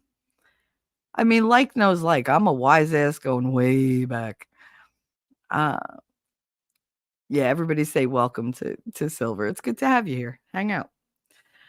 But yeah, that was the thing with Miguel. I didn't mean to hit him as hard as I did with that box of chocolates. But that's what you get. See, if maybe they were a day earlier, maybe the box wouldn't have been so heavy from the day old fucking chocolate. Like, oh, and my mother, I remember she was just shaking her head and shaking her head. And I was like, go ahead, tell me how this is my fucking fault. And she's like, no. She was like, he should have at least called you yesterday. He was like, I forgot. I was like, oh, you forgot. So you had money to buy weed because I guarantee you smoked weed yesterday. And Spanky standing there nodding his head. Yup. I was like, so you had money for that. You didn't have money to go to a free friggin' payphone and dial the 1-800 goddamn toll number to my beeper just to say hi. Really? If you didn't want me to call you back, you could have just put hi, hello, something. And he was just like, I forgot. Oh, you forgot. Okay. Well, I'm gonna forget that I'm your girl. How about that? I'm gonna forget that for a long time. Within 2 weeks, I gave him his Valentine's present. I bought a ticket to Puerto Rico, put him on a plane, and was like, see ya, because I couldn't take it. I was like, nope, nope. I sent him to his aunt that lived in Puerto Rico, and I was like, good, you go there. I know where you're at, and I don't care what you do. Just get out of my face. And then he came back, and it was a reunion, and I went into labor. And I was like, you got to go back to Puerto Rico. But I did. I sent him back to Puerto Rico. I was like, I don't give a shit. I told my grandmother I want him to go to Puerto Rico. She was like, just order the ticket. Here's my credit card. No, she goes, here's my checkbook. Just give them the routing number because that's how you did it back then. And I was like, all right, called the travel agent, got him a ticket, and see ya. And then he didn't come back till Katie was a couple weeks old. But yeah, it was, I just couldn't wait to be rid of him. And now he lives in Florida, and I hope he stays there. And since he likes to, lurk every once in a while, I'm sure he'll see this and do a rewatch like he always does because he listens to me while he's at work. So guess what? I still remember that Valentine's, Miguel, and you still suck. Just saying. And don't call me and don't text me because I know that he's going to be like, from this whole thing, from me like putting him down and everything else, you know what he'll take from it? Oh, she's thinking about me. That's what he'll take from this. Because he's like he's just I can't. And when I get that angry, it's visceral. I see red, and I'm either hurting you or myself. Yeah, more than likely I'm gonna hurt me, but I try not to like hurt anybody anymore. I try to just like calm down, just disengage, just step back, and that's it. Darth, you wait one day and they never let you forget. It was a pretty important day. I mean, it was, the first time that I was with, like somebody and I was having a baby and whatever. And it was all like, it wasn't like the early stages. Like I was heavily freaking pregnant. I was almost 6 months. So I already didn't feel good. It was just like I was tired. I'd done all this stuff, spent the whole day being busy, busy, busy so that I wouldn't think about it. And it just hurt, man. It really did. It was like, wow, like I'm over here. You profess all this fucking like undying love for me or whatever, which I don't feel for you, but whatever. I'm having your kid.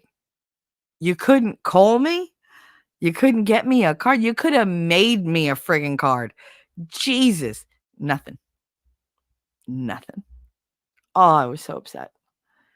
I mean, he really hurt me. And then to come the next day with that shit in your hand. First of all, if you're going to buy me 75% off clearance stuff the day after the fucking holiday, it better be more than just a little, bitch ass thing of candy.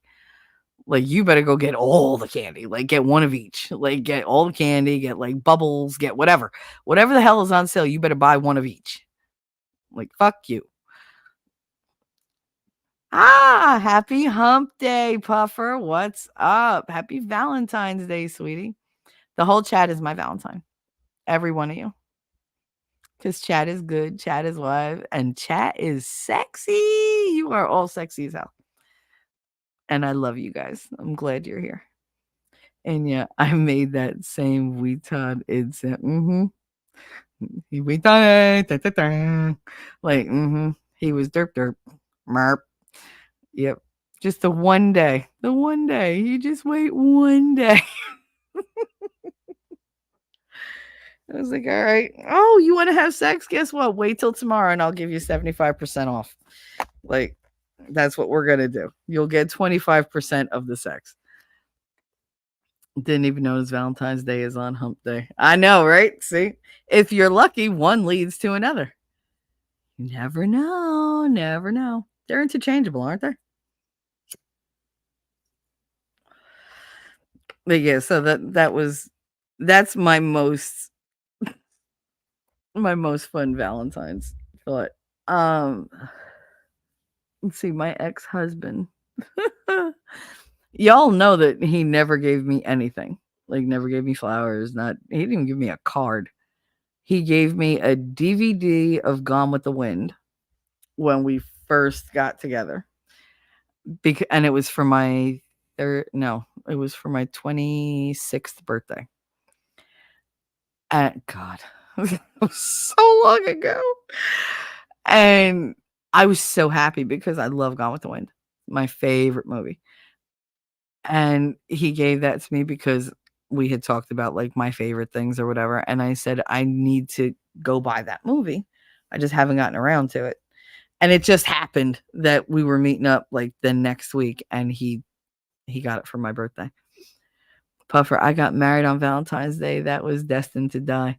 Yeah, I feel like when you get married on Valentine's Day, it's kind of like, oh, like there's a shelf life there. I don't, or maybe, I don't know. I know a lot of people do it. I don't know. I'm so jaded on marriage dates because I was a June bride and that didn't work out well. I should have known because the day I got married, everybody was coming up with all these reasons why all these things were good luck. Oh, the sun is shining. It's good luck. Oh, it rained last night. That was good luck. Oh, this is happening. That's good luck. And I'm like, how much luck do I need? Little did I know. I wish I would have found a rabbit's foot or a horseshoe or like rubbed the Blarney Stone, something, because I needed all the luck I could get. And all of that still didn't work. So that June bride shit. Oh, June brides are going to be so hot. Shut up. just, just shut up. You know what it was? It was hot. That's what it was in June. That's what makes a June bride. It makes her hot and not in the way you would like. It was due to what day had better weather on the beach was not a goal. Yeah. No, I get you. I do. I do. So far, my mother has had 2 of her 3 weddings in June, and the other one was in January. I'm like, okay, you just like the J months? Why? Like, because you married jerks? Like, I mean, daddy wasn't a jerk, but yeah, it's just she married my father in January, and then she married daddy in June. She married daddy on June 12th, and she married Fredo on either June 15th or 18th. I can't remember. It's one of the two. It might have been the 15th, and then I wound up with dating Miguel 3 days later, or I reversed that. I can't remember anymore. But yeah. My mother always, I don't know, her husband, even when he doesn't work or whatever, he goes out, he gets her all this stuff and whatever, and I'm just like, that's nice. And I guarantee by like 2, 3 o'clock, I'll get that phone call. Guess what I got? That's nice, Ma. I'm happy for you. Nothing from you, though. I'm not your goddamn Valentine. I don't even like sending you shit on Mother's Day. I mean, I just don't. Because sending her stuff on Mother's Day is like, why? Why am I lying to my mother? Like, happy Mother's Day to the mother who didn't bother to mother me. But I used to do that. I don't do that anymore. Fuck that. My money is way too precious. I need to, buy groceries and pay rent. Ain't nobody got extra money like that. So it's like, ugh. And the thing is, my mother loves flowers. Loves flowers. Every year, I wind up getting her something different. The last thing I sent her was it was like a collection of cacti. And it was called like a succulent kit or whatever. I think it had like 4 or 5 different kinds of cacti. And you thought what the hell I gave her, because she loves cactus plants. Loves them with a passion. And she gave me one year for Christmas. It was this little cactus. And she was like, it's indestructible. That bitch was dead in less than 3 months. She was like, did you water it? Mm-hmm. Did you overwater it? How the hell would I know? I'm not good with plants, not indoor plants. You give me a garden, we're straight. It's great. I thrive there. But indoor plants, no. Nope. Nope. My mother could talk a plant back from the dead. She used to do that all the time. You have to see her windows. She has 5 windows that connect in her living room. It goes from the kitchen into the living room. So the whole wall is a whole wall of connected windows. Oh, sorry about that. And she has hanging plants. She had her husband built these wooden sill extenders to put her plants on the windowsills. And the cats go up there and whatever. And if you look, like all her hanging plants, she has these huge spider plants. And it's just one to another, and they just keep going. And the vines are ridiculous. And so she winds up, her or her husband, they cut them and prune them, they replant them, they give them out. I'm like, really? Silver Stasher, I've never been able to keep a cactus alive. See, me either. I just can't keep any indoor plant alive. I can't. I don't know what it is. I don't. But my mother, they love her. And I'm like, maybe it's because nothing but bullshit comes out of her mouth. Maybe that's what it is. It's the high manure content. But yeah, no, she's so good with plants. Horrible with people, so good with plants. And you said my stepdad was a great gift giver to my mom. I kill plants. Yep. I kill them all. Even when I'm trying to, if I could follow the instructions perfectly, it could, and I know Darth is just shaking his head at me, but I could follow them perfectly. Nope, they're gonna die. It's like they feel my negative energy toward them. They're just like, no, she doesn't like me. I'm just gonna crawl into a hole and die now. Poor plants. Puffer. LOL, my mom's birthday is today. Oh, happy birthday to your mom. She's never been a fan of Valentine's Day, so we don't do Valentine's. Pretty awesome. That is awesome. Like I said, in college, everything was decked out in black. These bitches were bitter. Bitter. They're like, you don't have a Valentine? I don't need one. Like, what the hell? But aren't you upset you don't have a Valentine? No, because it's the same as every other goddamn day. I don't want to be with anybody. And I didn't. I was just like, I don't care. I really don't.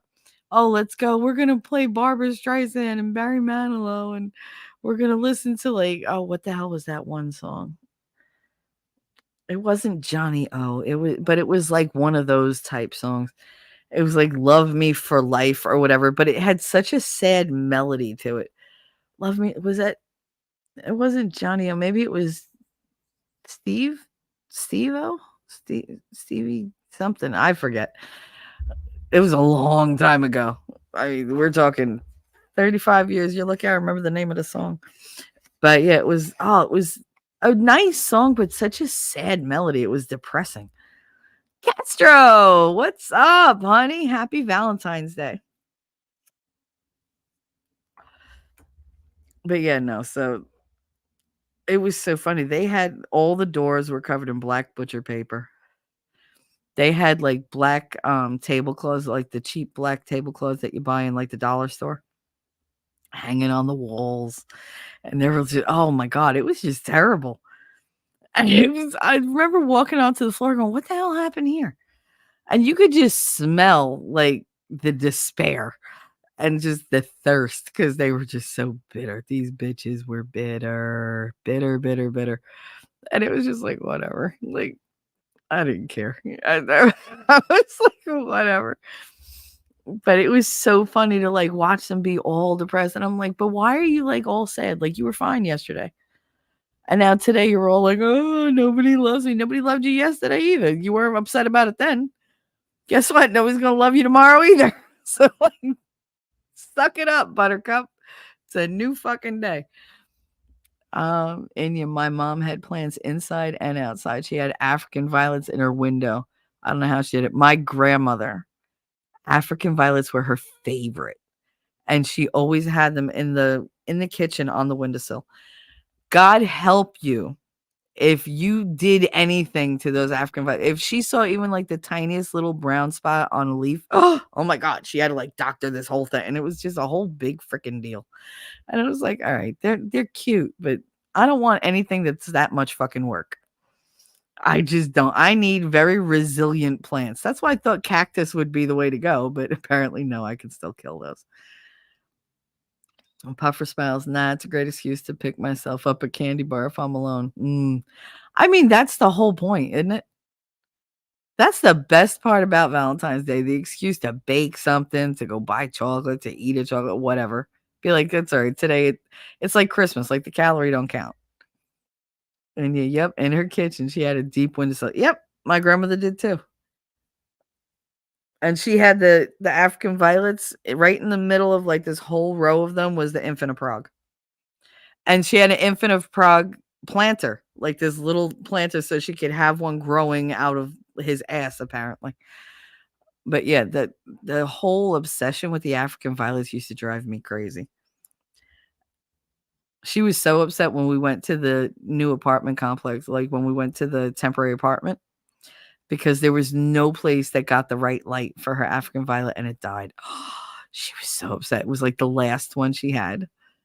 She was so upset. And when we went to the new condo, my mother was like, "Oh, I'm gonna go to the, wherever. I'll see if they have African violets." My grandmother was like, "No, don't bother. I'm not gonna be on the planet." No, wait, her exact words, I gotta think. Wait. I'm not gonna be here long enough to take care of the plant. Once I leave this earth, who's gonna take care of it? And I was just like, really? Like, it's that serious? Like, you won't get a plant because you're gonna die someday, and who's gonna take care of it? Fuck your plant. Who's gonna take care of me? What the hell, woman? No, I wouldn't do that to the plant. It's not fair. I was like, that's not. I tell you, my family has some weird priorities. Weird priorities. Oh, it's so funny though. I'm not long for this world. All right, Graham. Keep saying it. She always made me laugh. Valentine's Day, she didn't even acknowledge it every year. Like I remember the year that I was with the redhead. And he came over and he had like literally like an armload full of friggin' gifts. And I'm looking like, holy shit, did I even get him anything? And I did. What I gave him was on me. So that was his gift. One of them anyway, which he got to see much later. But yes, she said, "Oh, that's nice. Wasted holiday." I was like, "Thank you for saying thank you and ripping the romance out of it right from the gate. Like, thanks, Grandma. I appreciate that." And she's like, "What'd you say?" I was like, "Nothing. Nothing. Isn't it sweet?" She was like, "Mm-hmm." She was like, "If you really care about it, you treat it like that every day." I was like, "Oh, here we go." Here we go. It's like, I treat her good. And she's like, it could be better. It could be better. All right. Silver, I've heard people say that. Yep. It wouldn't be fair. It wouldn't be fair to the plant. Oh, okay. Oh, God. It's one of the reasons she didn't want a new pet. She was like, no, then who's going to take care of it? What am I, chopped liver? Do you think I can't take care of an animal? Like, I have a child. You don't say anything about her. But you're worried about getting a new dog. Are you kidding? And I did get a new dog, and I did take really good care of it. She hated that dog. That dog loved her. Oh my God. She's like, he's too rambunctious. Okay. He was a German Shepherd. Of course he was rambunctious. And I couldn't take him for walks because he didn't like people. He liked looking at people, but if you came near me, you got bit. He was very protective. Jacob, I like plants, but not that much. Jeez. I mean, you got to figure she was 80, 82. And she was just like, yeah, no. She was like, She didn't want to get attached. Do you believe it? That was really the crux of it. She did not want to get attached to a new plant and then die and know that she's leaving it behind. Ain't that a bitch? That was the moral dilemma that she was going through. Because she really did love her African violet. She used to talk to them. I'd be like, who are you talking to? The flowers. You don't talk to me. I'm sitting right here But you're gonna go talk. They need attention. I need attention, bitch. What the hell? Hello? Like, look at me. Talk to me. Me. And she was like, no. It's like, all right, fuck it. I swear to you know how many times I wanted to like poison those plants, but I knew it would like break her heart. But part of me was like, do it, do it, do it. I didn't know. I was good. I was good, Graham. I swear to God, I never touched them. I know you're listening. I never touched your fucking plants. Okay? Never. I mean, the cactus that was outside, I demolished it many, many times with the basketball. Because who puts a friggin' plant underneath a basketball hoop? You're asking me for me to demolish it. What do you think? I'm going to shoot the hoop, run over and try to catch the ball? Fuck you. No. And it was this weird cactus plant. It was like they had like teardrop looking, like upside down teardrop looking leaves, right? And they went like it almost looked like an open artichoke. And it was a chicken something. I don't know. But it was this teeny tiny little thing. And I didn't realize that the basketball was going to land on it when I got the shot. And of course, I took the shot. It comes through and boom, and smashes the shit out of this plant. And I'm just like, crap. Like, there's old leaves like hanging, and there's like, plant juice just like flowing all over. It was squished. And I was like, I'm not going to tell her. I was like, she's not going to come out here. She's not going to see it. The minute I went inside, what'd you do to my plant? I was like, oh my God, how did you even know that? She was like, I was watching you play and I watched where it landed and you just freaked out. She was like, and I just wondered what you did, but I could see it from here. You killed it. I was like, yeah, it's dead. She's like, she was like, it'll decompose. She was like, the earth will take it back. I was like, all right, I'll just leave it then. I went out like a couple weeks later to go play basketball again. I was like, oh, not a problem. I go to like, I was like, before I shoot, let me see like what's going on. And I go over to like the corner where the thing was. Not only was the plant alive, it was about 4 times its original size. And I was like, holy shit. Like, it was huge. It was about like a foot across, like foot, like all around, like the diameter. And I was like, oh my God. And it was huge. And it was like really, really full and whatever. And I told my grandmother, she goes, oh yeah, I've been watching it for weeks. I said, you couldn't tell me? I thought I killed your damn plant. And she was like, well, she was like, you felt guilty. Good. I'm sure you did something else to feel guilty for. This was her like state of mind. Oh, I'm not going to tell you it's okay because you feel guilty. And I'm sure you did something worthy of feeling guilty for if it's not this. So, just feel guilt just for the hell of it. Why not? Why not? I could make you feel better. I don't want to. Thanks, Graham. Suffice it to say, I gleefully wrecked that plant so many times with the basketball. So many times. By the time we moved, that friggin' thing looked like a mini bush. Like, it was gigantic. Apparently, every time you like broke the leaves or whatever, like the little, because they weren't just leaves, they were like these full little like pods almost. Every time I did that, it sprouted new leaves, like it sprouted new pods, and it would just multiply and multiply and multiply and multiply. And I was like, if I keep playing basketball, for a couple of years here, this thing is going to take over my house. It was though. It was you. I can't remember. It was chicken something. It was a succulent, but I can't remember the goddamn. And I know my mother knows all about it. My mother knows like all these obscure plant names. She went to the Korean store one day. They used to put flowers and fruit outside. And she bought these she actually bought pussy willows for an arrangement that she was making at home. And there was a guy in front of her that was buying something else. And he was like, I just think these are so pretty.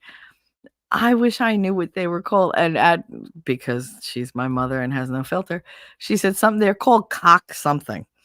And turns out the guy was gay because his husband or boyfriend, whatever, comes up behind me and goes, oh, honey, no wonder why you like those so much. And she was just like, oh, she couldn't wait to get home and call me to tell me. And I was just like, you find them everywhere. She was like, I do. She was like, I knew what it was, so I just blurted it out. I can't remember what it was though. It was cock something. But oh my god, I was like, "Isn't that funny?" I was like, "'Cause he had the cock and you had the pussy." That was hilarious. She was like, "See, my head didn't even go there." I was like, "Oh, I'd have been on the floor." I'd have been like, oh well." But ah, yeah, that was fun. That was fun. You guys are supposed to come here with your stories. I want to know some relationship stories. They don't have to be just Valentine's. Tell me how you met your husband or how you met your wife, or tell me about one of your exes. I used to meet my exes because we're all in the same like friend circles. Um, we never dated outside the circle.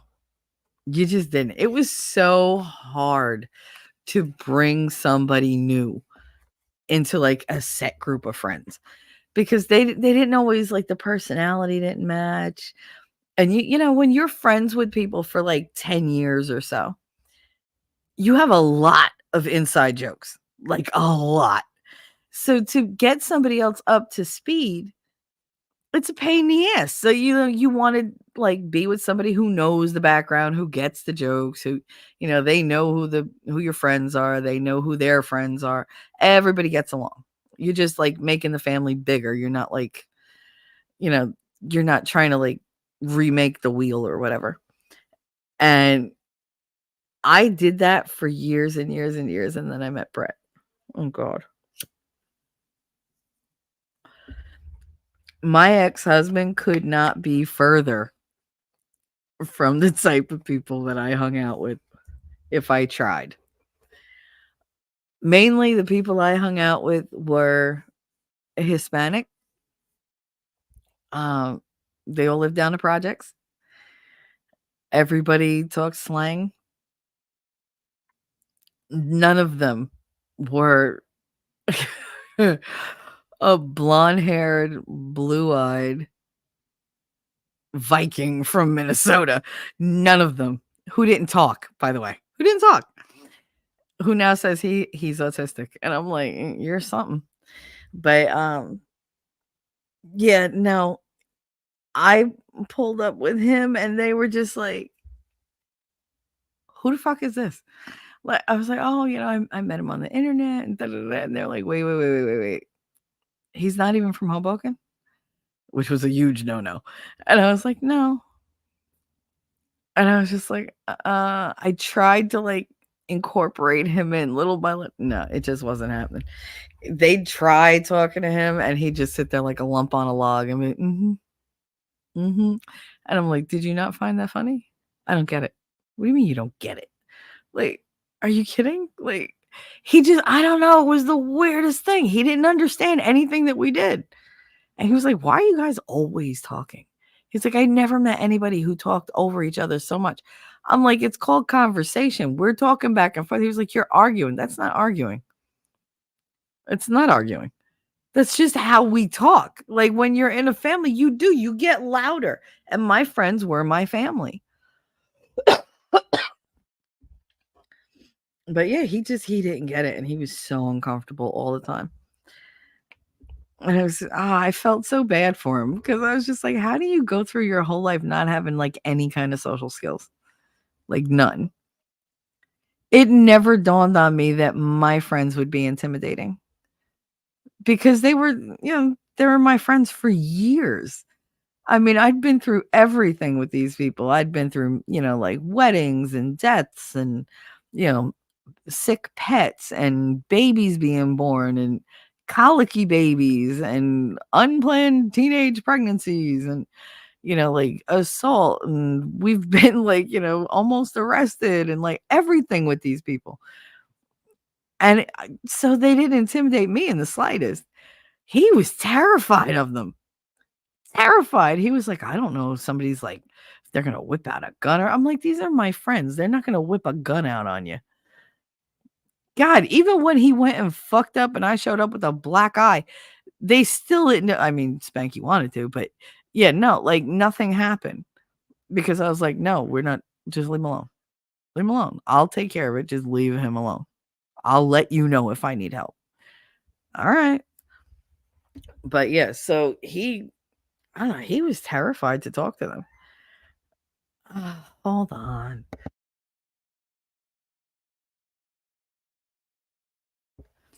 I had to yell. My son is being so loud. I don't know if you could hear him, but Jesus. It's like 11 o'clock in the morning, dude. Calm down. Silver said, here's a horror story. I've been married 21 years. Oh, he said, I'm playing. Oh, no. And you'll be right back. Daughter called. Tell her we said hi and not to take it to the fence. Speaking of not taking anything to the fence, where is Lass? I'm guessing that the the twins are giving her a hard time. Silver met my wife in the 3rd grade. Really? Oh my God. How does that work? Like, did you date in high school or like did you just meet her in 3rd grade and was like, that's it? This is a woman for me. I'm gonna stick with her until we're adults and then get married. I love when I hear like people that went to high school together or whatever. Hell yeah, we were high school sweethearts. I'm like, oh, that's so sweet. I wasn't that lucky. The only sweetheart I could think of that I had in high school is in jail for murder. So that just wraps up my love life in a nutshell, don't it? Like, I just right there. Like, okay. Jacob, my story for tonight, 5 years running. Anyway, Silver, I want to say congratulations. I'm glad that you have somebody that you're with for that long who obviously knows you very well. I hope you're very happy together and wish you another happy 21 years. Jacob said my story for tonight, 5 years running of my wife and I doing my annual birthday dinner in Titusville at a restaurant we stumbled on. My buddy has come along with the date the last 4 since he was the only one to make time for me on my birthday for years, since middle school, even when he was dating. So to honor that commitment, he'll be joining us once again this year, although alone. Aww. Why is he coming alone? Find him a date. Ooh, set him up on a blind date. Blind dates actually work out a lot more often than you'd think they would.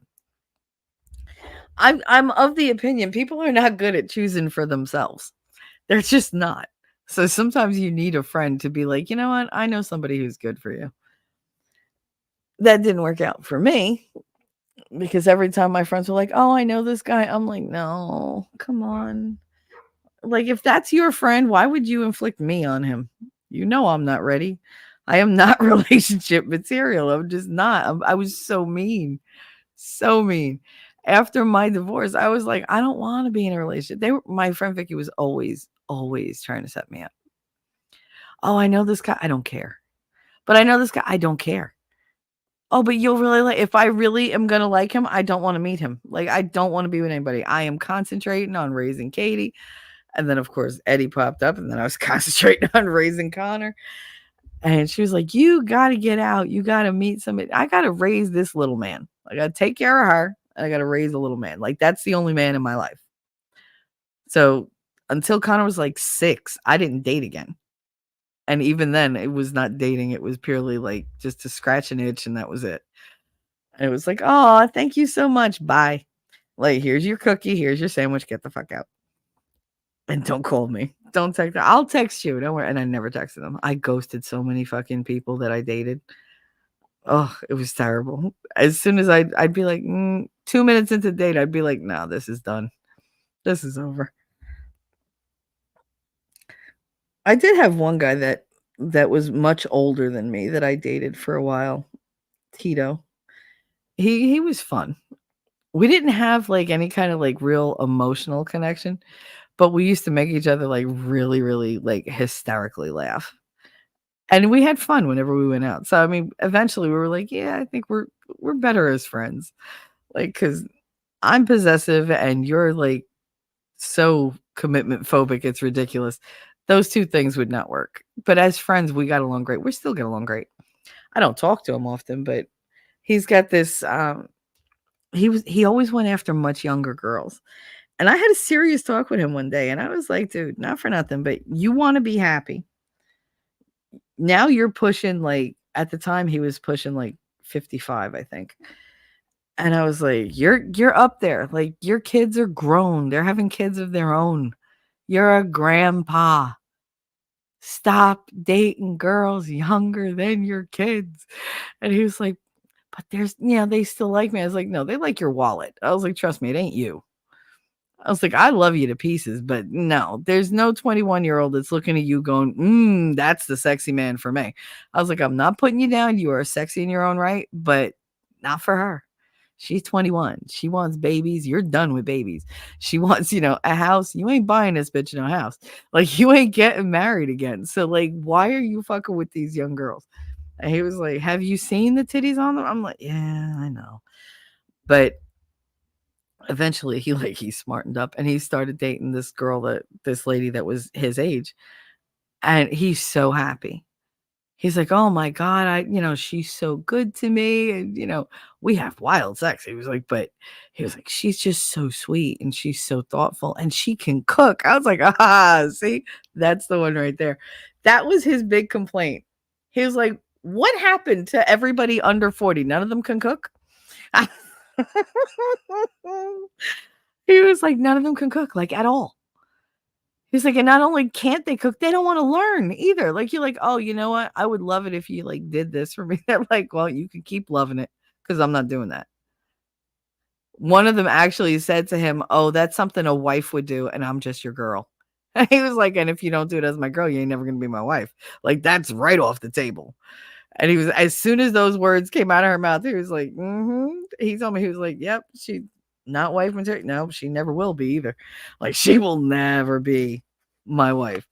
I said, yeah, that's a new thing. They're like, why am I doing wife things when you're treating me like a girlfriend? I'm just your girlfriend. Where's my ring?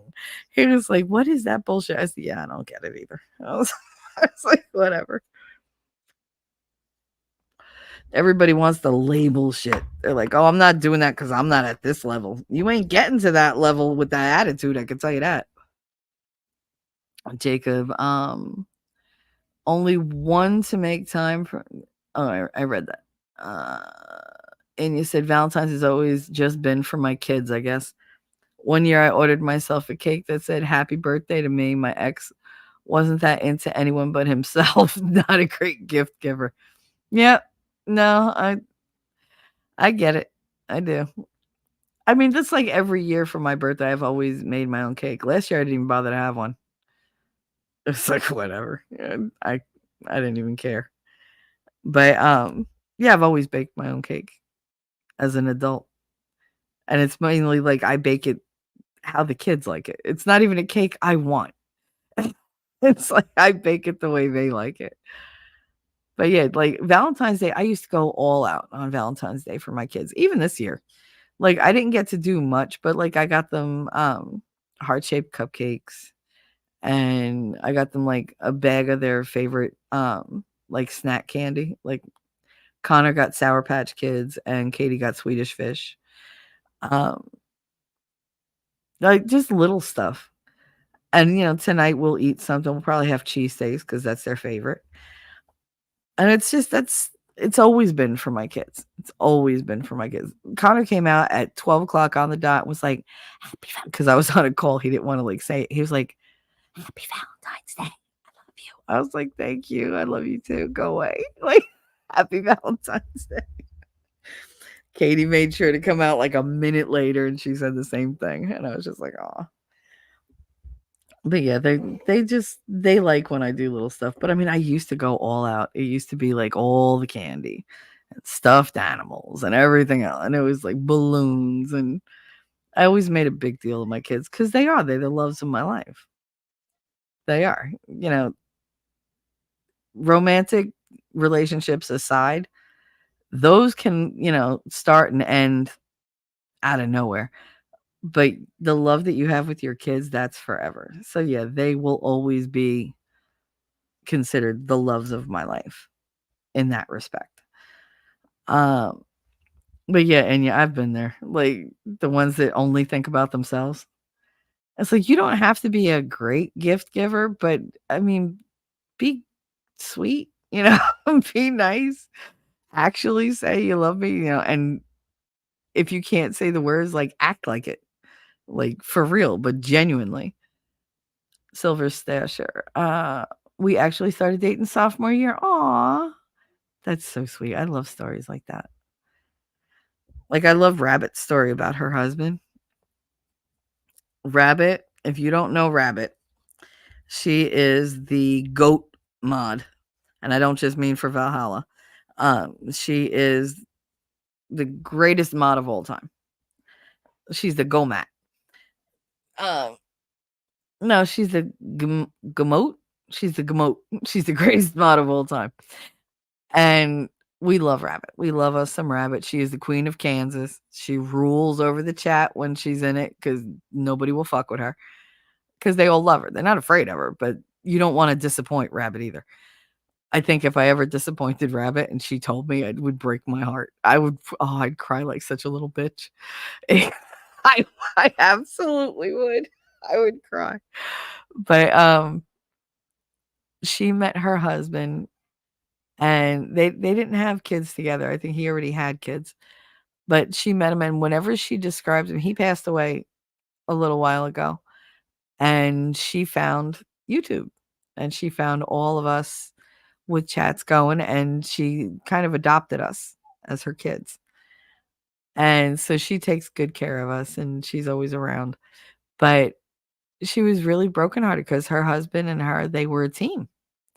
And the way she talks about him, she's like, he had such a gentle way of loving her. And he was just a gentle person. He had a gentle strength. And I think because Rabbit is tough as nails. Like Rabbit's ex-military and, like the whole nine. And you don't mess with her. Like she runs her own farm. She does like lately she's been doing like she did the chicken coop. I think she rewired the chicken enclosure. And then she was working on the fencing for the cattle and stuff like that. And it's just like, oh my goodness. And she's not a spring chicken. I'm not saying you're old, Rabbit. I'm just saying, you're too old to be doing this stuff by yourself, but yet you still do it. And it boggles my mind. But yeah, so whenever she talks about her husband, she gets really like misty and very sentimental about it, which, as she should. And I want to hug her so bad when she talks about him because you can hear the pain of the loss, but you know that for her to still feel that amount of pain, the love that they had together had to be extraordinary because he just meant so much to her. And, like that's why we're always extra with Rabbit because it's a privilege to have her here. It is. It's a privilege to know her. I'm very blessed to have her in my life. I can't say enough good things about Rabbit. But I do love the story of whenever she talks about her husband, about how good he was to her, how he understood her. Like they were like frickin' frack. I mean, they weren't the same. They were just so complimentary that their relationship was incredible. And I always wanted that. I always wanted that. And I mean, to a point, I have that. I don't get to have it in person yet. Instead, I have it in every other way. But for once, I have to work on actual relationships with a person. Like I have to work on knowing the person and liking them and knowing all their quirks. Whereas before it came down to physical attraction. That's all there was. And once that faded or once that got betrayed, then it was that relationship was doomed. I had a lot of trust issues, and it's nice to be with somebody that you completely trust. I mean, yeah, there's always bumps and hiccups, but nothing compared to like my past. I've never chosen well. And this time I didn't choose this one. Like this one just kind of like crept up on me and all of a sudden there it was. And I was just like, oh my goodness, like how did this happen? And it's the best thing I've ever had. And it's not even in person yet. It's so weird. I know. But whatever. The heart wants what the heart wants. And as long as my heart is happy, then I got no complaints. He's everything that I ever wanted, and I didn't know it. Got him, mushy. All right. Jacob Peets, we both have kids. Finding a date was not his or my priority. Yeah, you just want to get the fuck out of the house. You're like, I got a babysitter. Let's go before something goes wrong. That's the thing about having kids. They set your schedule. Like you could say, oh, I'm going to go do this. Yeah, guess what? If that kid has a stomach ache or a fever or whatever, you ain't going nowhere. And you will happily sit home with a puke bucket in your lap going, well, this is my anniversary. It's just the way it is. Silver Stasher, everyone have a good day. Got to go. See you later. Have a good one, Silver. Thanks for coming by. I really appreciate that. I hope you come back and hang out. And have a happy Valentine's Day. Say hi to your wife. Have a good one. Really enjoy. In your MERS. But my husband always gets me something, and I give gifts, mostly to my kids and spouse. Used to give to my mom every year, but we would be funny and go gag gifts later on. I mean, is there anything better really than the gag gifts? I love giving like just not prank gifts, but I like to give silly stuff. I can't do that right now, but I mean, I usually I'm very big on the gift giving. So it's like I have to hold back now. I have to find other ways to like use my love language. I have so many love languages, it's ridiculous. It really is. Cooking, that's a love language. Touch, that's a huge love language for me. Because if I lay my hand on you anywhere, even your shoulder, that means that I have affection for you. I have some type of affection for you. If I don't like you, you'll see my arms are crossed. I'm hugging my body. I'm pulled back. I'm craning my head because I want to be as far from you as fucking possible. But I'm very tactile. So I tend to try to transfer my emotions through touch. So I'm very into like touching for comfort and stuff like stroking somebody's hair or just rubbing their back and be like, yeah, all right. You know, I'm a huge hugger. Oh my God. I love to hug. Love to hug, but I'm the one hugging. Or I have to, like, if you're going to hug me, and this is kind of sad, I'll flinch if somebody reaches out, anybody, no matter how much I trust you. If you reach out to touch me, my first instinct is to flinch. Sometimes it's really, really tiny. I try to control it, but like my ex-friend, Vic, he got really hurt by it one day because he was on the other side of the desk from me. And he went I guess my hair had moved where it wasn't supposed to be.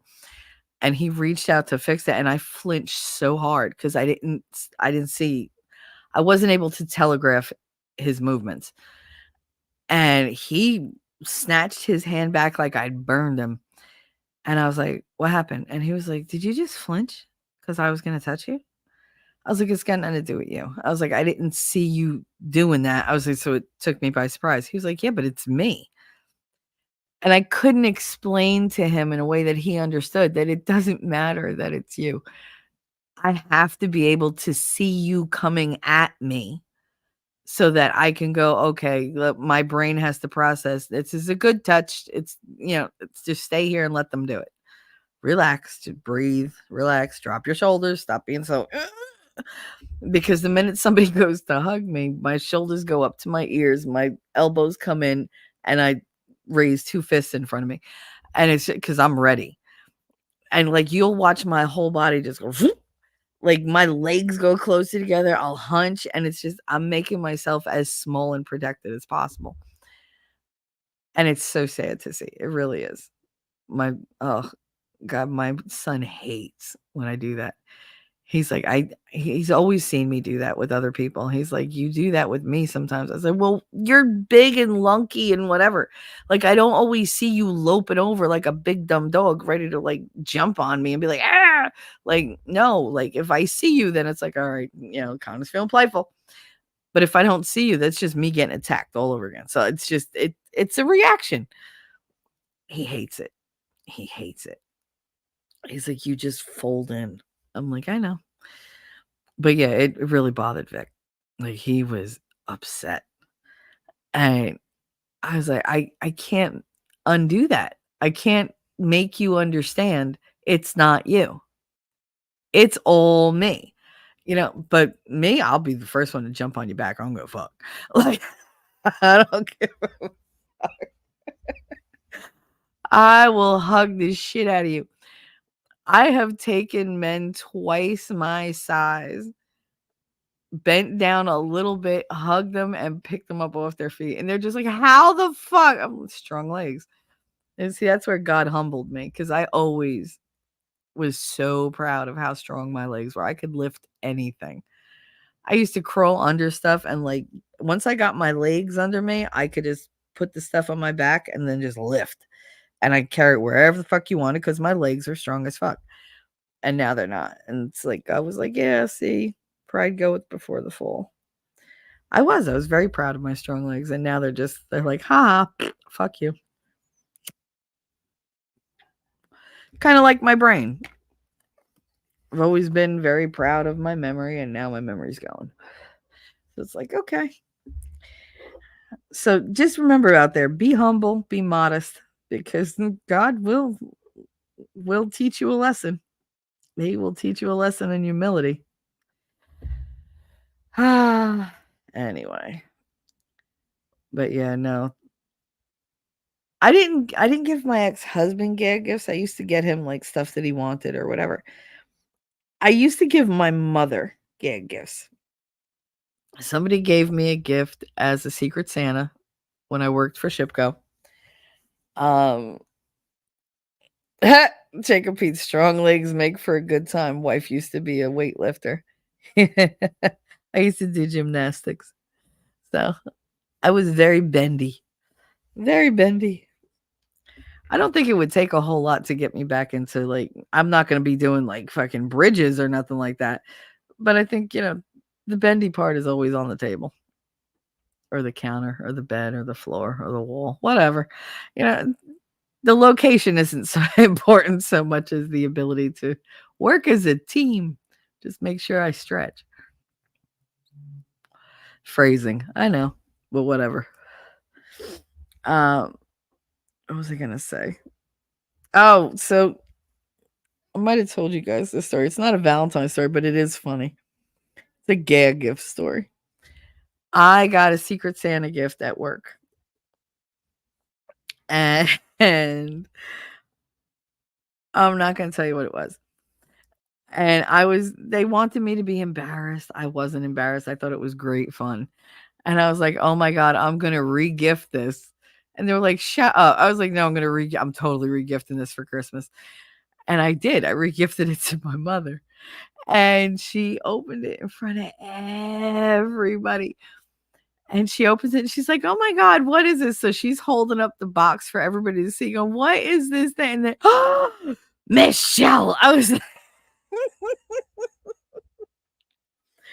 and I didn't say anything. She goes, Michelle Dawn. I was like, oh, damn. She brought out the middle name. I was like, what? You don't like it? And she's, I can't believe she was so red. She was so red. Somebody had given me a vibrator in this giant box. And it was a cucumber like pickle vibrator. It was huge. And I gave it to my mother for Christmas. She has never forgiven me for that. I swear to God, if I give her a box, like if I give her a present for Christmas and it's a box, she'll say, what is it? And I'm like, open it. She's like, I don't want to open it in front of people. What is it? I'm like, it's not a cucumber. I can tell you that. And she's like, I don't care. Like, what is it? It's not a massager in any way, shape, or form. You'll be all right. She bought me a massager once, and it's in the closet. I never even took it out of the box. It's that like, It looks almost like an electric drill. Like, that's the shape of it, and it's, like, heavy duty, but it's meant for your actual arms and legs and back and whatever, and she gave it to me, and she was like, "Ha ha, there you go. I got you back." And I was like, "What?" 'Cause I opened it, everybody's like, "Oh, that's great." She's like, "Ha ha." She thought she, like, got one over on me, and I was like, "Ma, this is not the same." And she "Yeah, it is. I gave you a vibrator." I said, "No, this is a, like, actual fax massager. Like, this is heavy duty. If I was to use this for that, I would punch my clit up through my forehead. Like, no, there's I would smash I mean, I've heard about smash the button, but not like that. Jesus." And she was so done with me. She was so mad that she went and spent all this money on this thing, and she didn't even get, like, her end of the joke. It was like, ugh. She was like, "I thought it was the same thing." I was like, "If you're using something like that, then you're made of sterner stuff than me." Shit. Daisy goes, "Jacob." Who are you saying Jacob to? Is it Castro? But yeah, like, that thing is scary looking. No, I don't wanna use that. Lord, if I have to give, like, a back massage or something to a certain somebody, then I'll use that, but it's not getting used for, like no. Oh, I saw a short the other day as somebody was like, "I wonder what song my daughter was singing because they found, like, her vibrator in the room, and it was, like, the big wand kind, and it looks like a microphone, and the mother thought it was a microphone. I was like, "Yeah, that shit had her screaming, but it wasn't in song." I can tell you that. I'm sure she found a rhythm. And rhythm had a lot to do with it, but no, music, not so much. Oh god.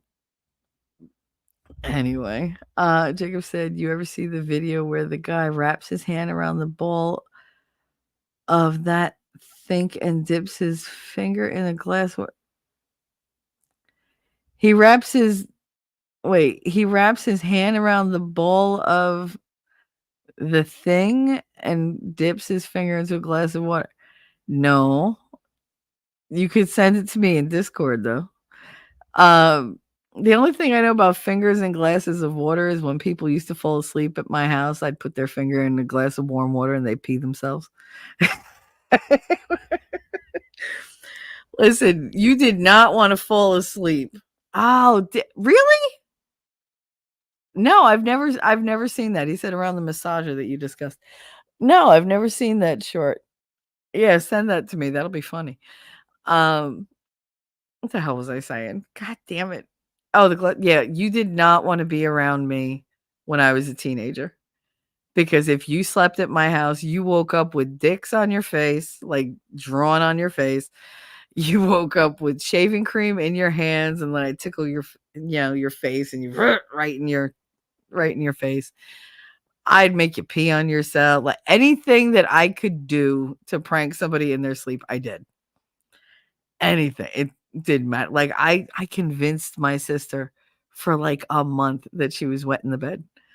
Because I would wait till she fell asleep, and then I would just take water and I would just, like, pour it, like, somewhere, like, on the mattress in that general vicinity, because I knew she'd eventually roll over onto it, and that would wake her up, and she'd think she did it, and I used to love her reactions because she'd be like, Shell, get up. I gotta change sheets. I gotta change sheets before mommy gets up. I gotta change sheets." "Why? What happened?" "Don't worry about it. It's none of your business. Just get up so I can get the sheets." Or she I remember once she thought that she peed, so she, like, got all undressed, took off all her, like, her nightgown and her underwear, and she got changed into new pajamas, and then she was like I'm watching her in the dark, and she's standing there. She comes back into the room because she got changed in the bathroom. She comes back in the room with the clothes in her hand, and she's just standing there staring at the wet clothes, and I'm like, "What are you doing?" She's like, "I gotta put these somewhere." I was like, "Put them in the hamper." "No, then mommy'll know." And I was like, "Mommy'll know what?" I was like, "All right, hang them up, then she'll really know." She put them in the drawer with all her dry clothes. I was like, "No!" She had to explain the whole thing to my mother why the entire drawer, like, the whole thing was wet with all those clothes were wet. That was pretty much when it came out that she was like, my mother's like, but wait, she smelled it. She's like, there's no pee on here. She's like, it doesn't smell like pee. She was like, it smells like water. And of course, me being a smartass, I was like, why don't you taste it, find out. And she went to put her tongue out. She was like, no. I was like, you almost did it. You almost did it. I almost had you. Sent. Feel free to pull it up if you enjoy. Oh my goodness. I can't open Discord when I'm in StreamYards, but maybe the next one I'll do. I might make it into a short. Who knows? But you never know. Into a clip. Speaking of clips, I really, really want my Valentine's one. So here we go.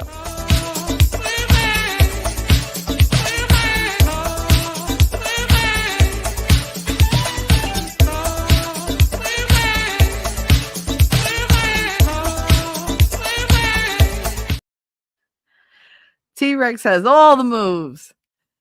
Thank you, Winning, for that. That was a very nice surprise this morning. It was so cute. You ever see the video where the yeah, I read that. But yeah, no, I'll definitely check that out. But yeah, you're not sharing stories. So meh. I told you bring your stories. I'm trying to think of like the weirdest.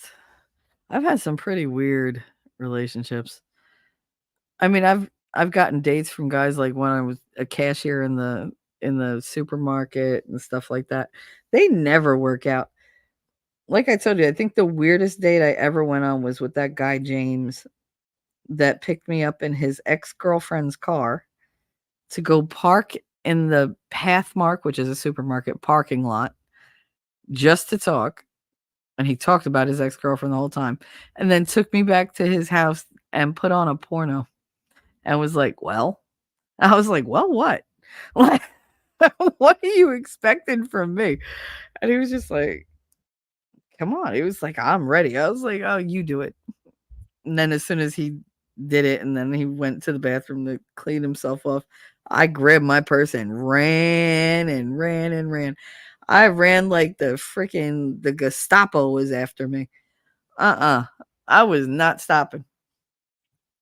That was probably the worst date I've ever been on. And I've been on some doozies. But it's funny what guys think of as romantic.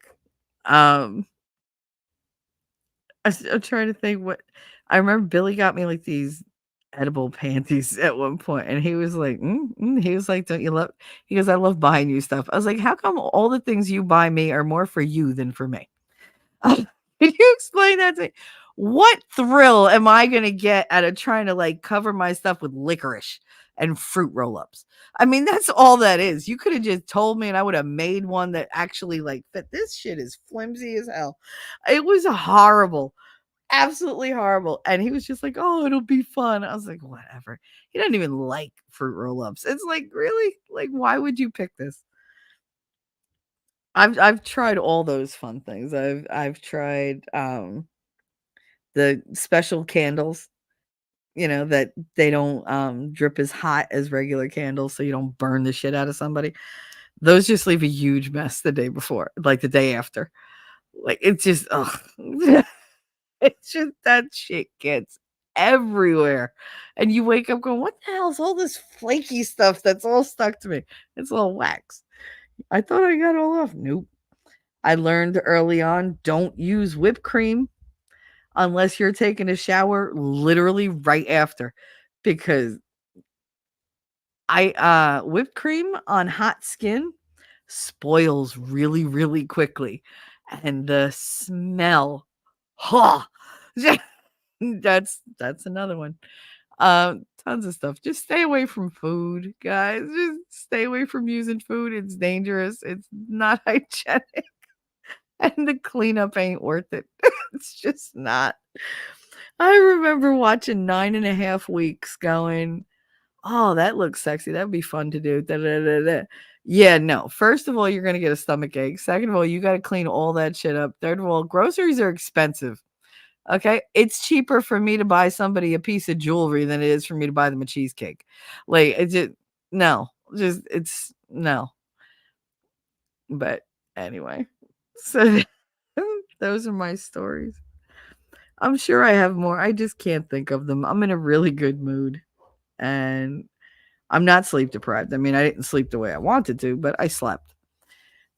But today was just, it's a good day. I got my clip from winning and my kids were nice to me and came out and told me they love me. And you guys showed up and I had a good time with you guys and I laughed and there were no tears. Darth was in rare form. Um, it was just a good day. I'm having a good day and I plan to continue to have a good day. Let's see the poll. If you didn't vote in the poll, you have a minute. But just for reference, we're going to show both of them. So, do you like T-Rex's Valentine's dance?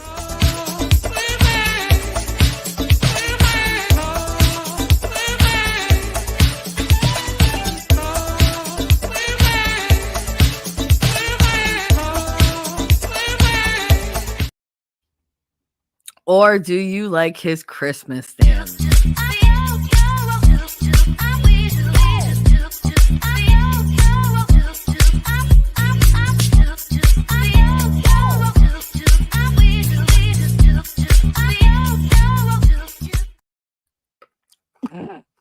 I love both of them. They're so cute. Such a different vibe to both of them.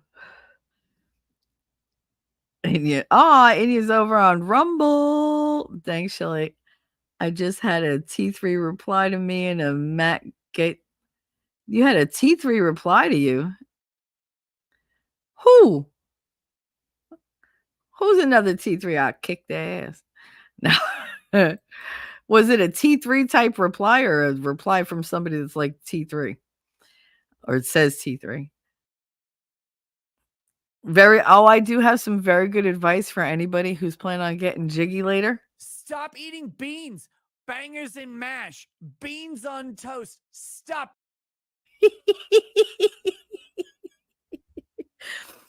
I love this. And if you really get her going, you might have this reaction. Motherfucker. Oh, God damn it. Just a little squirt at the end.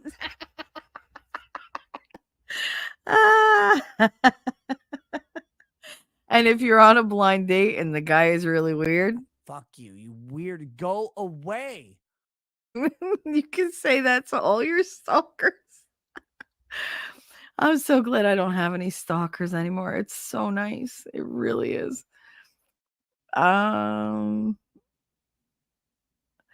Daisy Girl also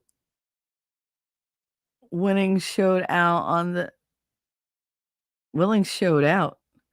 T-Rex Valentine video. I don't know what that says.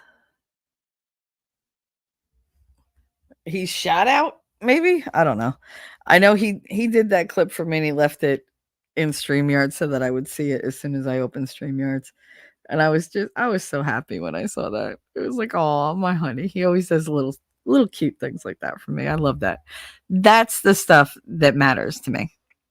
It is.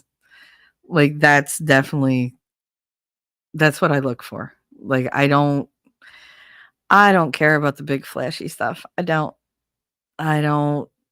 mean, he always thinks of little things to do for me that are going to make me smile or make me happy or make my show a little better, a little better. And that's what I need. I need somebody who's going to, always be looking to make me smile.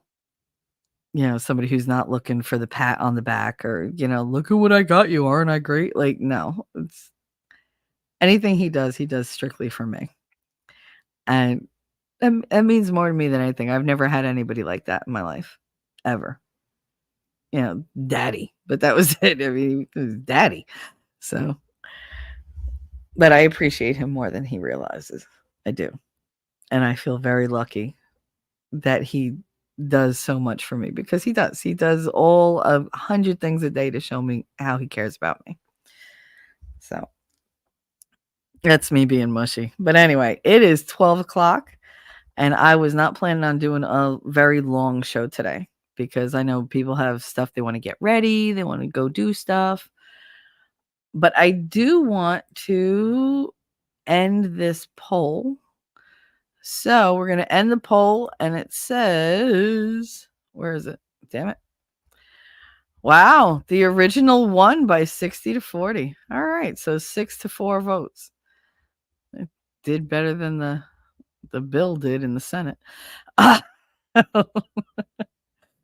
So the original T-Rex dance still won. Wow. That's cool. But you know that there's always going to be my favorite. Always.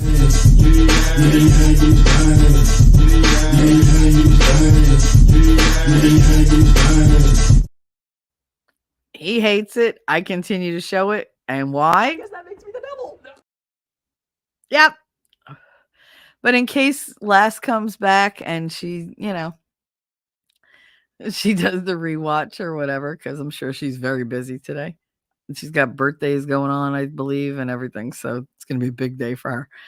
I want to make sure she has her favorite clip. I deserve good things. I am entitled to my share of happiness. I refuse to beat myself up. I am an attractive person. I am fun to be with.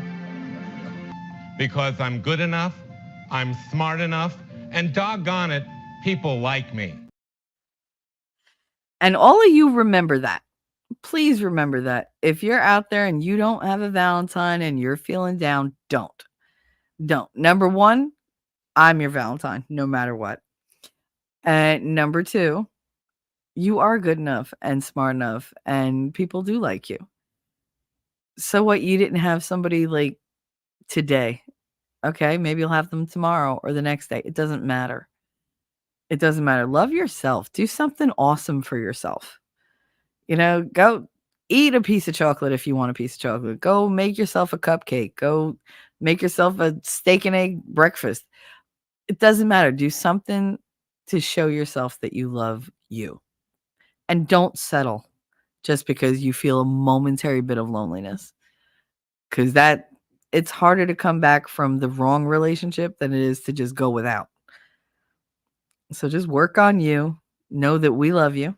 You're always welcome here. You're welcome in my Discord. Drop me a line. I will chat with you a little bit.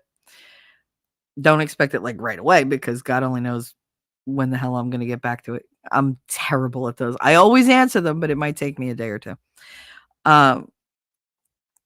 And please, nobody ever feel like you're less because you don't have a fucking date on Valentine's Day or whatever.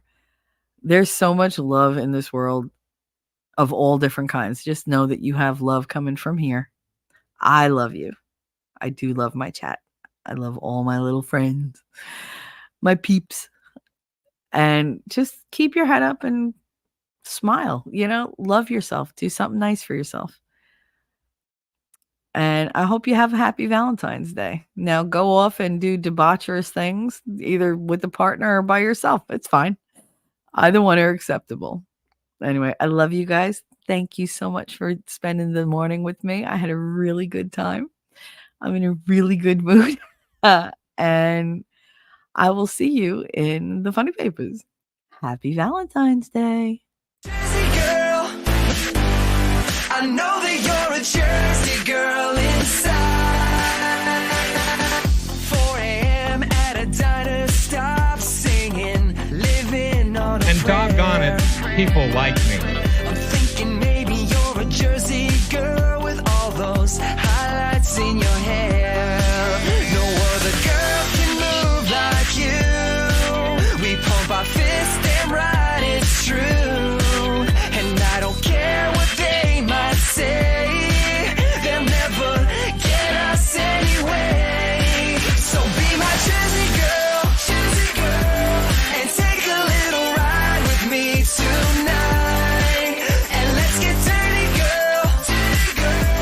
I know that you're a Jersey girl inside. The way you turn it up, turn me on, and then you take it off. Make it hot, make it loud. We'll wake the whole town. Jersey girl, I know that you're a Jersey girl inside.